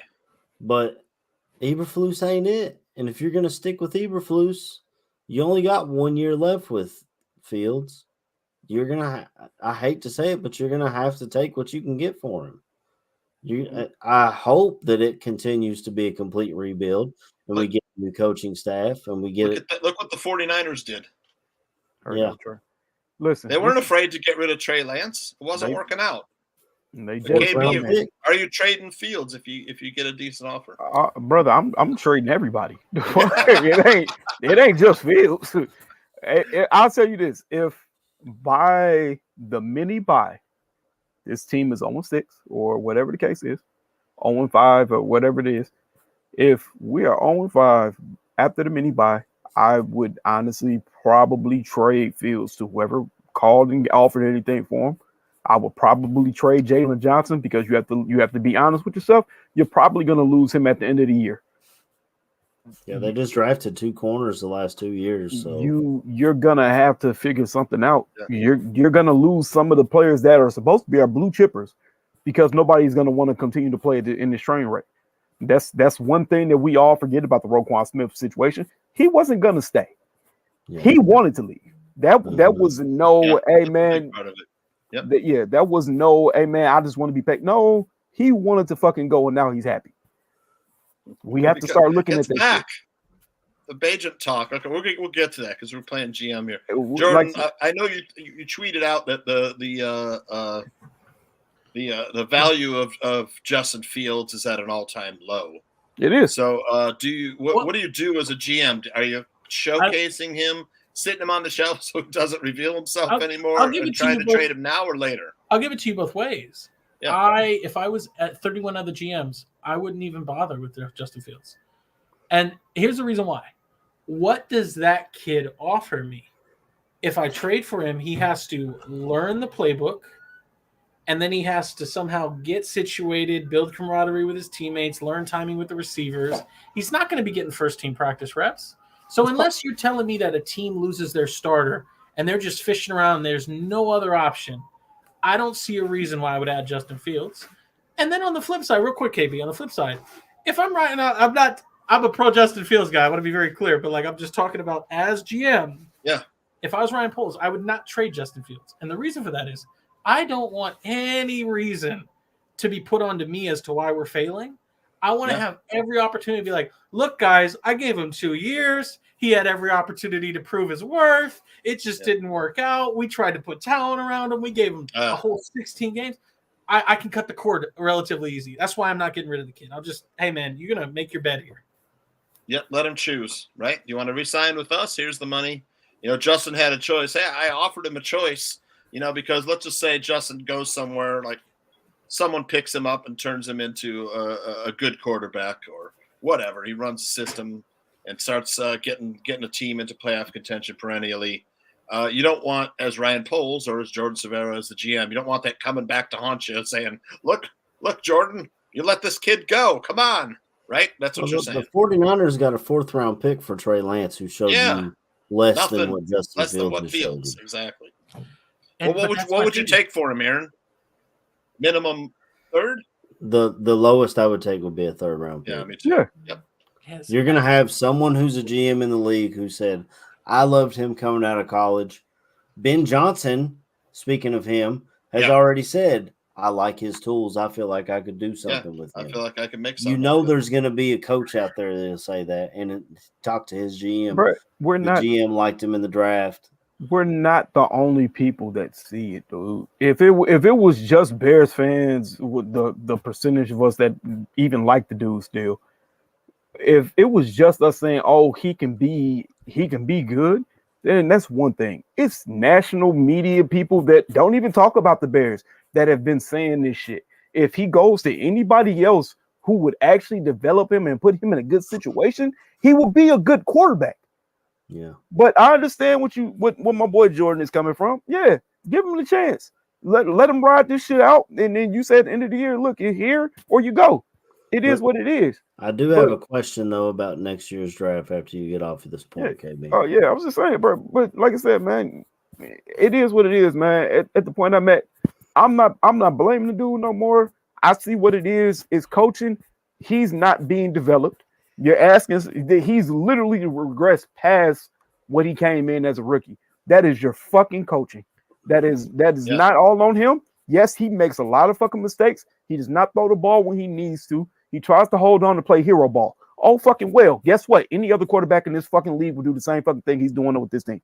They talked about it yesterday. Mahomes holds on to the ball just as long as he does, but Mahomes makes something happen with it. Exactly. And Justin's usually getting killed.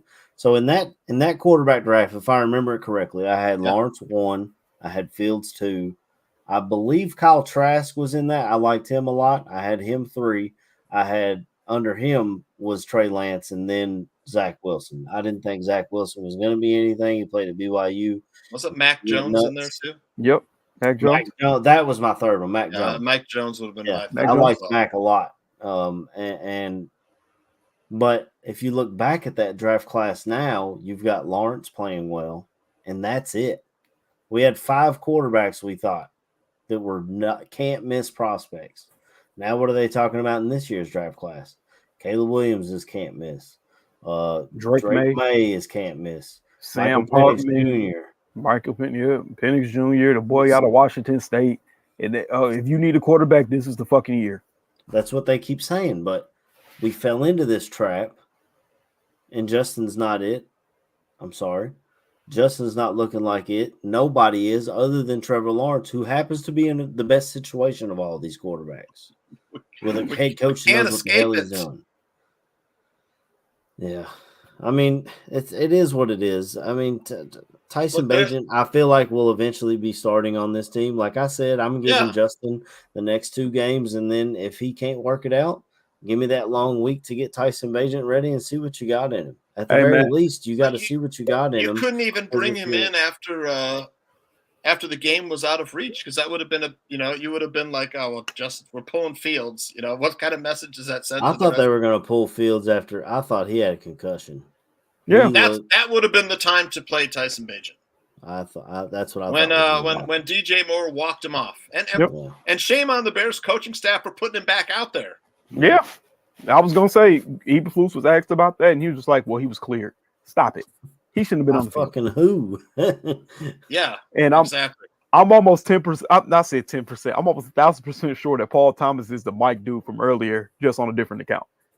Like 1,000% sure. Since Paul, since you're here, look, I said the same thing to your burner account. I'm gonna say the same thing to you now, brother. You can eat a dick for all I care. I don't give a damn what you saying, because if you want to come in here and just talk random shit, bro, do that, bro. It's fine. But just understand, eat a dick. I mean, I haven't even seen what he said other than he can't look down. Oh, it's the same shit. And if Fields is trash, it needs to be Bajent. It's the same shit, bro. I mean, but when Bajent goes in there and eventually gets crushed, then like I said, at the point I'm at, I want to see 25, Buccaneers 11. That was an easy call. I mean, the Buccaneers they beat the Vikings and the Bears. I did my 6-pack challenge on. They almost lost to the Bears. On the 12-ounce curl route podcast, I did my 6-pack challenge. I just went 5-1. Thanks, Buccaneers. Thought they'd cover 5. Why didn't you call me or text me? The Eagles haven't looked great. But look, man. The Buccaneers beat nobody. And they might have lost that game if they didn't get the pick 6 on Fields. Well, it was 20. The real question is, how many sacks did Jalen Carter have? Because all of Bears Twitter, I am so sick of hearing about Jalen Carter. I'll tell you right now. Jalen Carter on this defensive line would not be the same as he is with the dogs they got in Philly. Yeah. Literally the dogs from Georgia. Oh, yeah. They keep him in line. They keep him in check, and they let him do his thing. He would not be the same here. He had a half sack tonight. 2 tackles, 1 solo, and a half sack.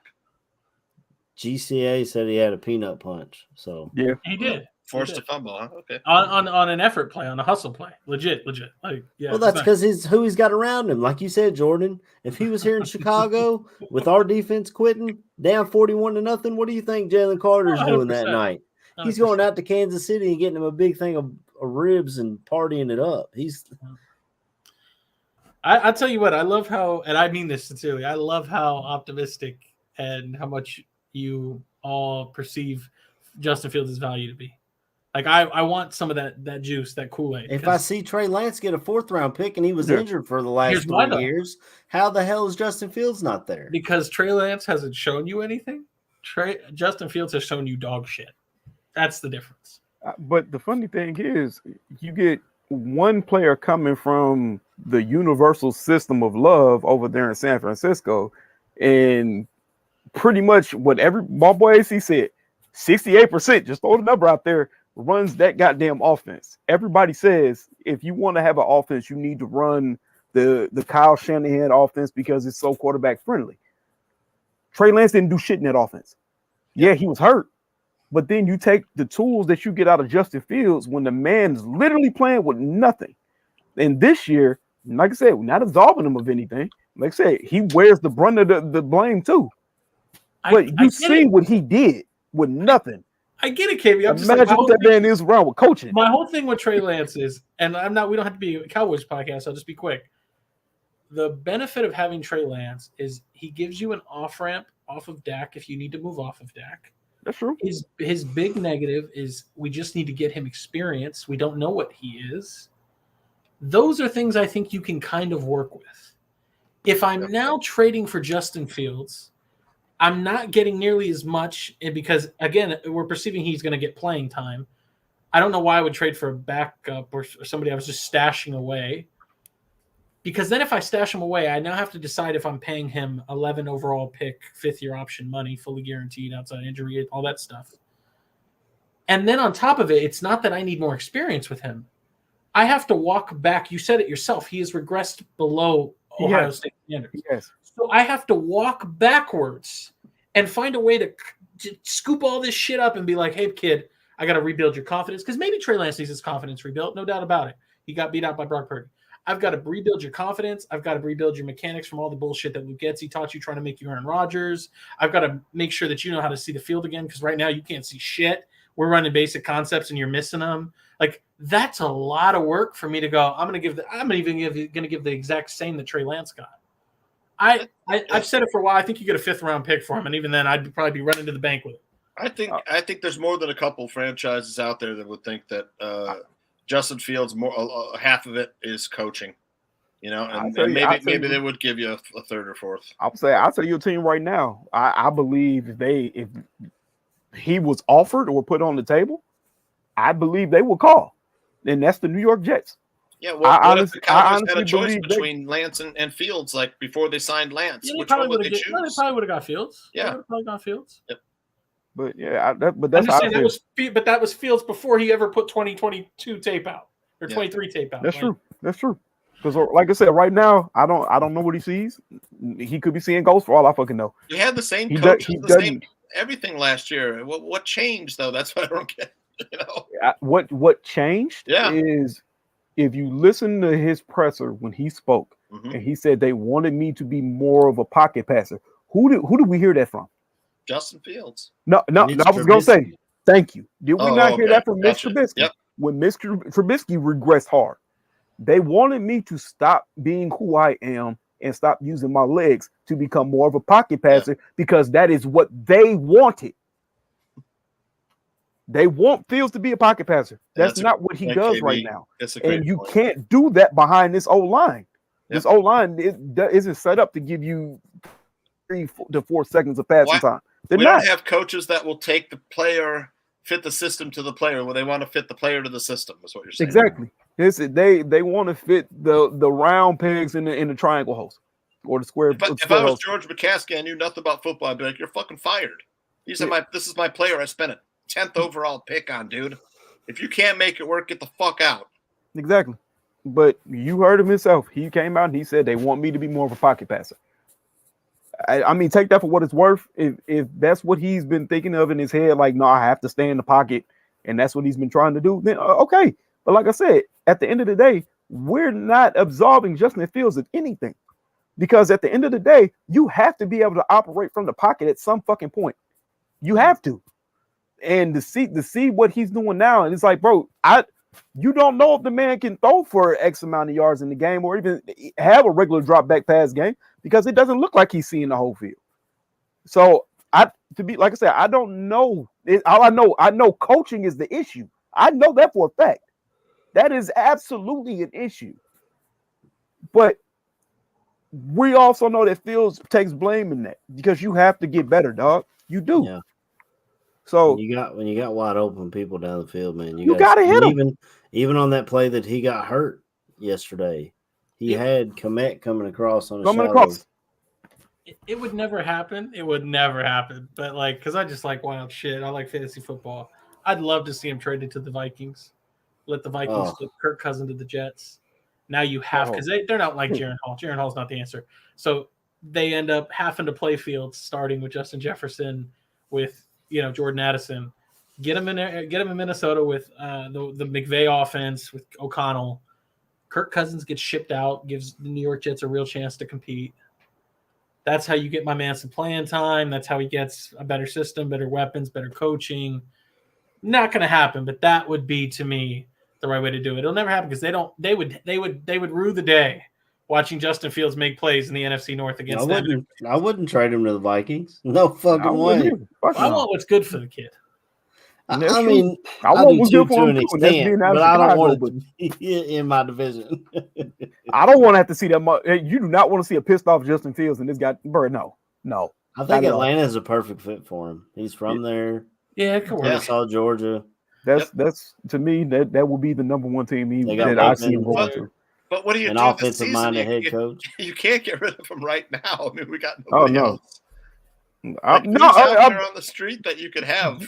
Don't you see the chat? Tyson Bagent is the savior of Chicago. I thought you knew.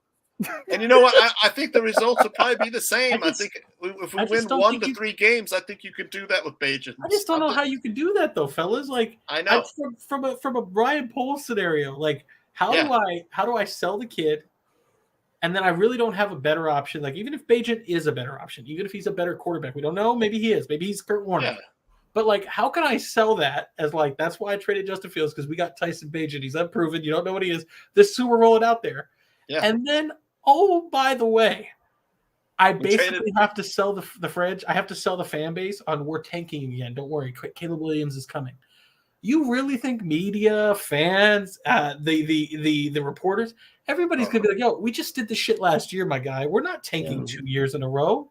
Get your ass out of here!" Like, it's just so much more scrutiny on Ryan Poles if he gets rid of him. But we are tanking, well, involuntarily.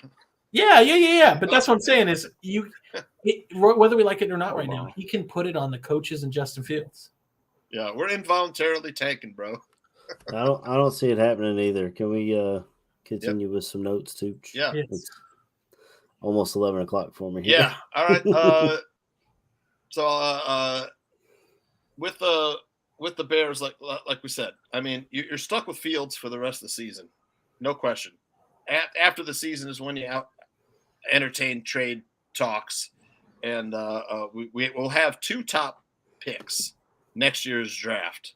So I mean, if the Bears, I mean, let me just ask you, AC,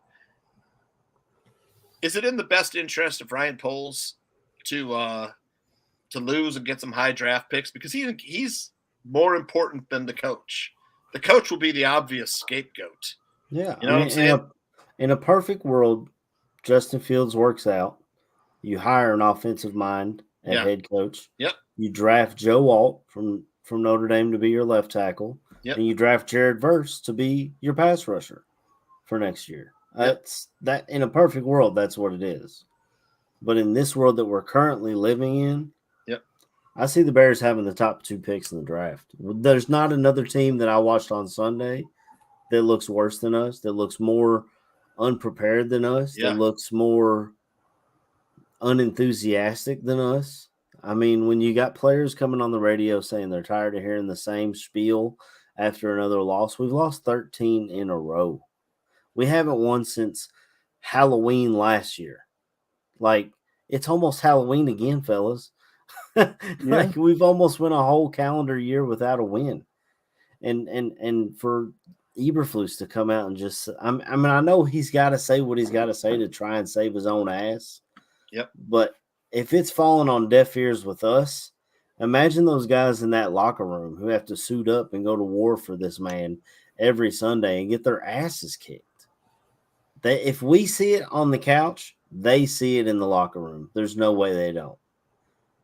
Now, I don't know what the plan would be, but if we have the top 2 picks, I need an offensive mind. That's number 1. First and foremost, bring me an offensive-minded head coach. Bring us into the 21st century. Come on, get your shit together.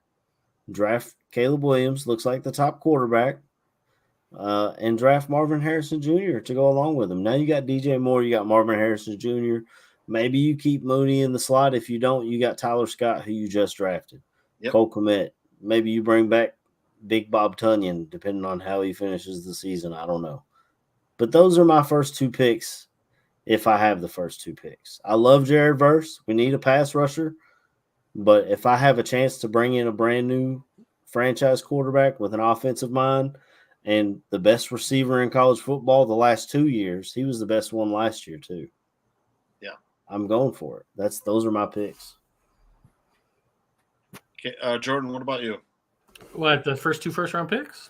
How would I use them? I mean, if your strategy for the rest of the season, and then if you have top picks, players, or what are you doing? I guess here's the thing. Fields that's what I was going to ask. Do I have to keep Fields, or I'm off the table? No.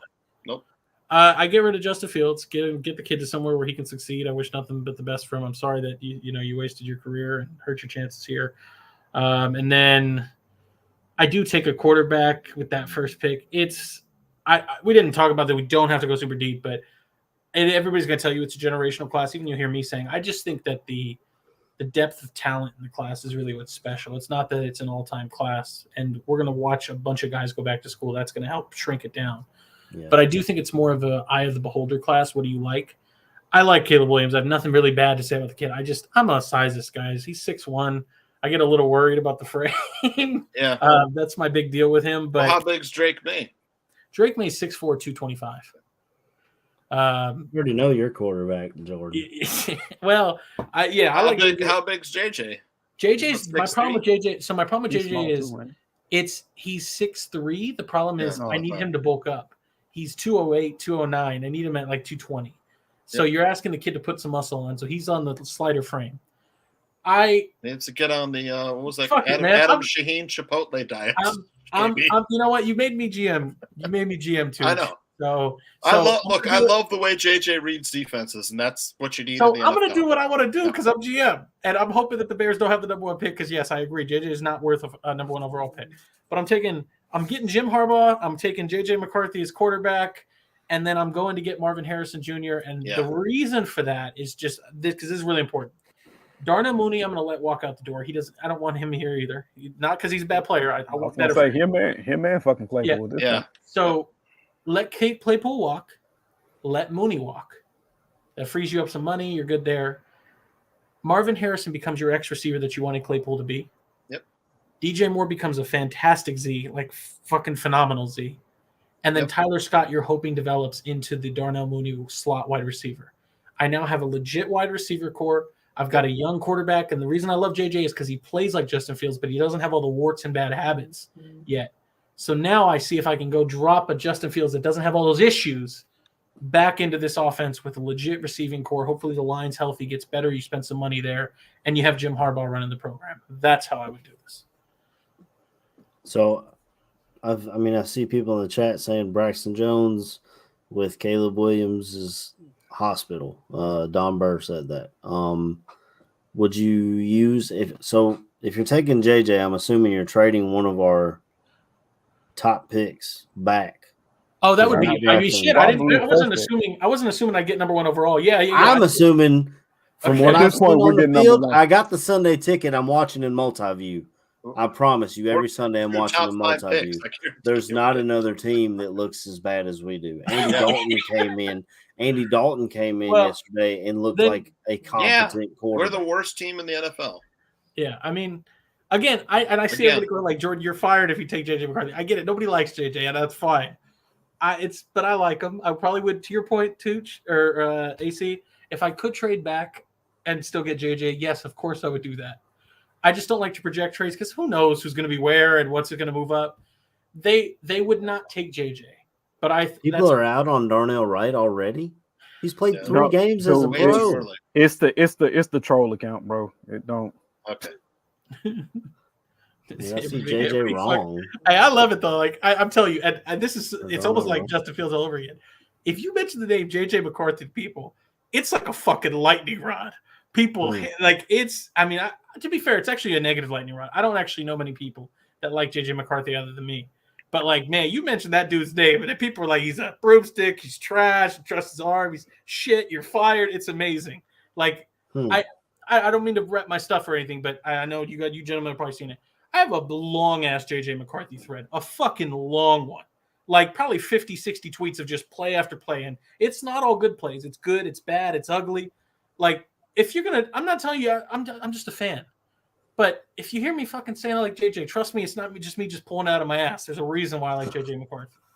Yeah. You're out West. It's not like you're waking up at 10 a.m. to watch his games because for any other reason. No, I mean, I see people. B Minor says, "How about developing the quarterback you have?" B Minor, I'd love to. I have his jersey. My son has his jersey. I've got 2 of them. I got a blue and white. I got his signed football. There's nothing I want more in this world than Justin Fields to succeed. But the bottom line is, he's in year 3 and he still can't see the field, and you're running out of time. Yeah. You know how quarterbacks get paid. Yeah, he got to get paid, bro. An extension. He's going to need an extension if you want to keep him. Yep. And you don't have time to develop him while he's making $20, $30 million a year. You can't do that and build a roster around him. And are you going to extend him when the team's garbage? I mean, it doesn't make any sense. No, you got to. Nobody wants to talk about it. I get it, but I'm honest, guys. You got to wipe the slate clean with him. You do. It's the truth. Like the only thing that can save Justin Fields right now is for whatever reason he comes out this week and the light goes on and he goes off. I said this shit before the Kansas City game. Something happened and we felt like it was coming, and he had one big game in him. Like you said, you need to win to start something rolling. Yeah, when did he start to go off towards the end of the season last year? It was after a long the mini bye. We played a After the Thursday bye, game, right? just like this year. We played Commanders on a Thursday. Yeah. And then they said, let's fix this offense toward him. But now defensive coordinators have a half a season of tape on that. They're not dumb. They know how to shut stuff down. Yep. It's at this point the only person that can save Justin Fields is Justin Fields. That is the honest guy. Yeah, because it sure as hell ain't the coaches. It's not. So, like I said, I think he's going to save himself. He looks like, like I said, that's why Jordan. That's why I said if something, it has to be the light came on. Yeah, and then all of a sudden he just starts going down. KB, I'm going to be who I'm going to play like I always played. I mean, that's all they can do right now. You got to think of philosophically at the presser, like, I just keep telling myself I'm just thankful to be able to play the game. And that's defeated, bro. That's a 24-year-old quarterback who just says, "I'm just thankful to be in the league." Bro, this is what I was going with earlier when I said it. If anybody watched the fucking Johnny Manziel documentary, yes, you see how my man went downhill. They put the weight of the world on that kid. He did not take it well. We have to start realizing these are fucking kids, bro. Yeah. I know. This man is 24 years old. He's still a child, man. It's 3 years out of 21. This is a child. You're putting the weight of Chicago on his fucking back. A town that eats up everybody. This man said Vegas is 30 and play. Sorry, AC. Let me say, okay, yeah, but we both tried to click it. Hey guys, you're just a young pony. Hey, but that's what I'm saying, bro. And that drives me nuts about this offense too. When they see Velus Jones step on the field, they're like, "Well, he's gonna get the ball." Exactly, because it's an end around. It's coming. Yeah. But that's what I'm saying, bro. We put the weight of the world on these kids, and then we expect them to just handle everything and be fine. Nobody knows what that boy's mental is right now. He looks defeated. Yep. And if you look defeated, how many times have you heard him say, KB, AC, that he goes like, "Look, I've never dealt with this before. I've never had." He hasn't. He's never lost, bro. He was the number 2 recruit coming out of high school. He goes to Georgia, who wins a national championship. He transfers to Ohio State, plays for a national championship. He lost 2 games in college, and now he's lost 13 straight. And not only that, but then you have the Bears fans that come into it. He's trash. This dude's a bust. He's that. Y'all don't think that man hears that shit? Oh, that's why I said this is the problem with Bears fans. Bears fans are the worst fans on earth, bro. Yeah. If we're seeing the tape breakdown, he's seeing it. Oh yeah. Thank you. So he's watching it every Monday morning. And like I said, I just wanted to roll into this point, especially with y'all picking the people y'all picking. To me, at the end of the day, we probably had the first number 1 and number 2 pick. Yeah. I am trading out of the first pick. I am. Y'all can say, Ryan, why won't you take Caleb Williams? Because if another quarterback decided to come out, I would take him, and I'm not just taking him for the name's sake. I love the way he plays. Thank you. I would take Shedeur Sanders. I'm sorry. I love the way the boy plays. He's ice cold in the pocket, man. There's literally no rattle in him. He was ice cold against Oregon Saturday. Yeah. He was, but you have to realize why was that? He has because Oregon's been recruiting prolifically for a decade, and Colorado's hit the transfer portal for 6 months. Transfer portal for a few months. Yep, exactly. But he seems like ice cold. I'm sorry. I hope the guys. He's cool. He's calm in the pocket. Exactly. He knows how to my navigate. Biggest question, and I've already told you this, KB, about Shedeur. Daddy's coached him since he was 6. Yeah. No, he's going back to that. Is the truth. That is the truth. And like I said, that'll be the biggest thing. How is your attitude outside of your father? What is your work ethic outside of your father? I don't believe that the man would not keep working hard, because I know Deion will be in his fucking ear regardless. You don't think that on game day Deion will be on the phone with that man? Hey, get it right now. I haven't really said this. I promise it's quick. I haven't really said it, but I put it a couple places. The reason I do want JJ McCarthy though is because he is kind of like the third quarterback. Like, if you're gonna fuck up another quarterback, have it be JJ McCarthy. He's a local kid who gets some love. No. Well, and Drake May looks good, but how are Chicagoans, how are Bears fans going to react when we draft another North Carolina quarterback who wears number 10? Well, Drake May is something real special, but that's my whole point. Is like, I don't want you fucking up these kids. Like, you're going to fuck up one of them. So you might as well just take JJ McCarthy. That's why I opened the show talking about coaching. That's where it starts. Coaching matters, bro. Eberflus has got to be gone. Coaching bottom line. Yeah. His defense. You're a defensive guy, and your defense doesn't work. At the very least, 32 in every pro. You should have your category. side of the ball in check. When Vic Fangio took over for Denver, they pushed him out. But guess what? His fucking defense worked. His fucking defense played hard for him. Yeah. You see Robert Saleh in New York. He's got their defense right. He might not have the quarterback. He might not have the whole line. But his defense is right. Jeff Olbert's a DC at the Jets. I love me some Jeff Olber. Yeah. You know, the most important thing, I can't disagree with AC. The most important thing is coaching. Because, I mean, you can miss a little bit in the draft and have coaches, work with it, make it, fit it into the right place. Design plays around even if you kind of miss. But drafting second, man. Drafting second. We haven't drafted well in the past 10 years. We've struck out everywhere. I don't know if there's a player in here I wouldn't trade away. Maybe Roshan Johnson. I don't know.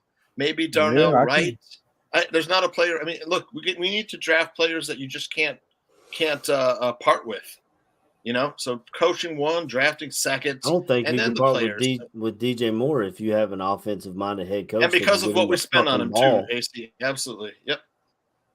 Yeah. But we've come to the conclusion, bringing it all home. We're out on the coaching staff, and we're stuck with Justin Fields for 14 games.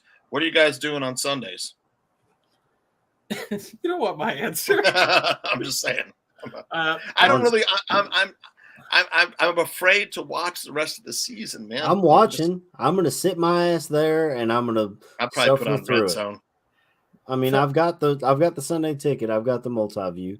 I can watch other games and put on other sounds if I want to. But I'm starting Fields.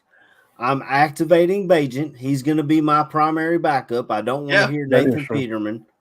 Because if Fields gets hurt, I definitely don't want to see Peterman out there. What's he give you? At the very least, you can see maybe what you have in Bajent. You've got to. Boy. Sun is hurting me where I live, man. Hurting me where I live, son. Jesus. I've been entertaining myself with watching Red Zone, man. It's the first season I've had Red Zone. I had Red Zone the last couple of years, and I watched it quite a bit. But so addictive. Spectrum was my cable company, and they lost ESPN. Literally, the first UK game was about to kick off, and I put on ESPN that said, "Oh, I'm sorry, we tried to offer Disney something, they didn't want it. Like, I'm supposed to feel sorry for you after I'm paying $200 a month? Fuck you." Fucking right. So I called them that day. I canceled it. I started YouTube TV, and then of course they were selling me on the Sunday ticket, and they gave me a pretty decent deal. Somebody said $5. I didn't pay no $5 for the Sunday ticket. I don't know. Yeah, are you buying it for a bar? $90 a month with Sunday ticket. I think it was like 74, and the first 3 months was like 60 something. I mean, yeah, I pay that, But it's. I'm gonna watch. I'm gonna come on here every Sunday. We're gonna bitch, moan, and complain about the Bears, and they probably ain't gonna change shit. But it is what it is. Yeah, I was just messing around. But yeah, I mean, we got no choice. We're stuck with Fields for at least this year. We're not picking up the option because what's the point? We don't have coaches in place that can make anything out of him. Even if they hire somebody, are we still keeping Justin Fields? I don't think so. No. I love the kid. I hate that we ruined him. But the number one thing we have to do is make sure we have coaches in place so we don't ruin anymore. Well, I will tell you, I'm a sad sap. You don't want to know what I do for game days because now I've gone full. I will watch the Bears game because I have to, so we can talk about this and be informed. But I hop on Sunday mornings with you, Jeff, fine gentlemen, and I get roasted because I got news for everybody. It's still here in the chat. Like, if you thought I'd been bad the last couple of weeks, it's only going to get worse. I'm not picking the fucking Bears to win anything. Like, and I'm going to keep calling them shitty. I'm not sure they'll win another game. I'm going to keep calling them a shitty franchise, that they're chumps and all of that. I think we'll beat the Broncos. No love lost for the Bears. It's not automatic. Outside of that, Tooch, I do 2 or 3 things. I like to watch functional football, so I always put on games that I think are interesting. Like, for example, I put on the 49ers Lions and the games, Falcons. Rams games. Lions and Falcons was a little bit of a sleeper fest, but I was like, let me see how Ben Johnson does, and let me see what Arthur Smith's cooking with Bijan. So I watch other games that I find interesting. Yep. I tune into Saturdays all day and night because I'm busy looking at quarterbacks that are going to be for the Bears. And then outside of that, on Mondays, Sunday night, I like to watch the car crash that was the Bears offense when you get these people like JT O'Sullivan and Tim Jenkins. Yeah, when does it come out, his video? I don't know, but I swear to God, I'm not kidding. It's like a comedy show for me. I know. I put it on. He said on this last one he might push it off to his Patreon, so he's trying to cash in on Bears fans. Oh, now. yeah, he definitely I laugh. It man. is so funny. It's like salt in my wounds. Well, I see it. When he's over here going, I've never fucking seen this. Well, But when he's sitting there going like, if I'm a quarterback that played in the NFL and I can't even tell what the fuck the play is, it's probably not worth putting in the playbook. Dan Orlovsky said the same shit, bro. And not only that, but he doesn't. He even says, "I don't know whether this player is running the right play." You know, you got two guys 5 yards offensive away line running the same route. There's no way someone's doing it for them. Yep, they don't know the fucking playbook. And It's all bad. that comes down to coaching. The coaching Comes has down to to see coaching. that on tape. Yep. Well, I'm ready to get out of here, y'all. All I don't right. know if Wrap y'all it want up. to stay on. You can. When do you fire Eberflus as we go out the door? I'm ready to fire him now. I was ready to fire him last week. He shouldn't have. I They shouldn't have put him on the fucking plane from Kansas City. Kept his ass there with Taylor Swift. Yeah. You're fired. You got to find your own way home. I'd have to see. I'm okay with that. I'd have to see the schedule, but to be like a real honest answer, it's somewhere between like week 12, week 15. But the big thing is, whenever that first coach is fired, whether it's like Staley or somebody else, Yeah. the day after the first coach is fired, you fire Matt Eberflus. And the only reason I say that is I don't want anybody beating me out for competition. Yeah. So if somebody else fires a coach and they start interviewing people, no, I want to be there. I want to be in the mix. So as soon as the first guy goes, whoever that is, then Matt Eberflus can go right at the day after, 10 minutes later, an hour later, because I want to be in the mix with all these other people that are interviewing. I was gonna say my two things real quick, and I make them quick. First of all, on Sundays, what I would do, I would line up under center and I would run the ball. Secondly, I give Eberflus until the mini bye. So you got two games to figure this shit out. If you don't get it figured out, I'm firing them. We have a week 13 bye this year, right? Is that something like that?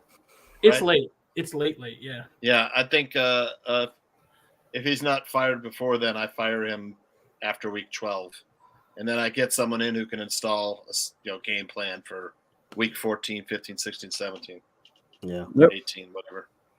Well, I will say there's 50 of you suffering Bears fans, I'm assuming, still watching this. If you could, hit the like on your way out. I think we have 6 likes right now. We were up to about 100 viewers at one point in this show. So please hit the like on your way out, comment, subscribe, all those fun things.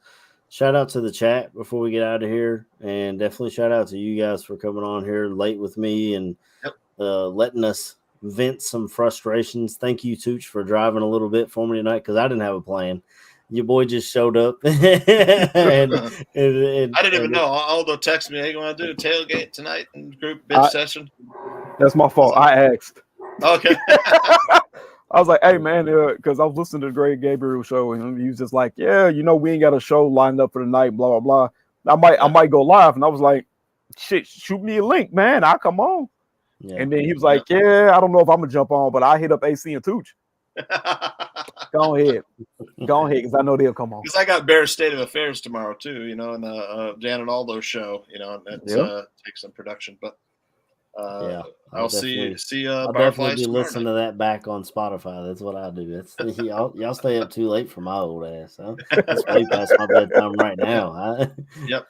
But it was really nice to come on here and just get some frustrations out. Like I said, it's different when I walk in a factory and everybody's blue collar and we all talk shit on each other's teams on Mondays. I can't talk shit. I just want my team to back up the shit I talk. Number one. Yep.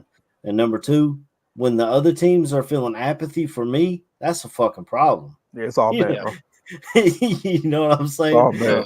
The Fox channel was like, we turning this off. Y'all can watch something else. Well, y'all, like Jordan said, y'all seen enough Taylor Swift today. We'll switch this over and let y'all watch the Cowboys. That's because you usually got to pay to see her. perform. God damn it, she was giving away a free concert last night. Yep. Well, Jarrett Payton caught her on her and Kelsey leaving last night, and I saw that. That video blew up. He kind of broke the internet. What was he wearing? Was that like a jeans jacket? Man, that's Travis Kelsey, dude. He's a weird dude. But I mean, I don't know why he left his ex for Taylor Swift. Hey man, his ex was bad, boy. I drank her bath. Her bath water might have got drunk, boy. She was bad. Yeah, she was hot. Huh? I never seen her look. Well, you should look into that. I appreciate you. It's been a fantastic evening. Thank you for letting me air my grievances. Chad, appreciate you hanging out. Bro. Yeah. Definitely follow AC's instructions, please. You need to keep the channel running, keep the lights on so we can have these. So definitely like the video, subscribe, do all that shit for Aldo because Aldo keeps the lights going. So please, if you enjoy this, do it. Thank you. Yeah, definitely. We'll come in on Sunday and probably have the same kind of show we had today. Maybe we'll talk about some draft. I mean, is it too early to talk draft? Never. Y'all know me. I don't. You know me. I don't shut down. I'm scouting now. Like, yeah, we might talk a little bit of draft and maybe talk about the Bears and Broncos a tiny smidge, just to put it in there. But it's gonna be a lot of drinking on Sunday. Just know that. I should know this. What time are they playing Sunday? 1 o'clock game. Yeah. Okay. Yep. I prefer that. Yeah. Get the schlock done early. Absolutely. Yep. So then you can watch some good 49ers or Rams or a nice run organization at 4 o'clock. Yeah. Like I said, bro, I'm a 49ers fan, bro. I don't care what nobody says. Bang, bang, Niner gang. I was telling Jordan before I got on here, man, I grew up a Bengals fan. They were always terrible. I become a Bears fan, they become terrible. Maybe I'm the fucking problem. Man, I'm right with you. Hey, man, Rams and Bengals are playing tonight right now, and you got Zach Taylor, who I think was the offensive coordinator for McVay, right? He was. But Zach Taylor, a lot of people forget they was ready to run him out of town before he took them to the Super Bowl. Yep. He's not. I mean, he's got a great quarterback that makes him look a lot better than he is. They're up 10 right now, so. But I'll see y'all on Sunday morning, and we'll kick this thing off. But I'm gonna get out of here and try to get some sleep. Much love, fellas. All right, man. All right, fellas. All right, fellas. Right down. See ya. Get some rest.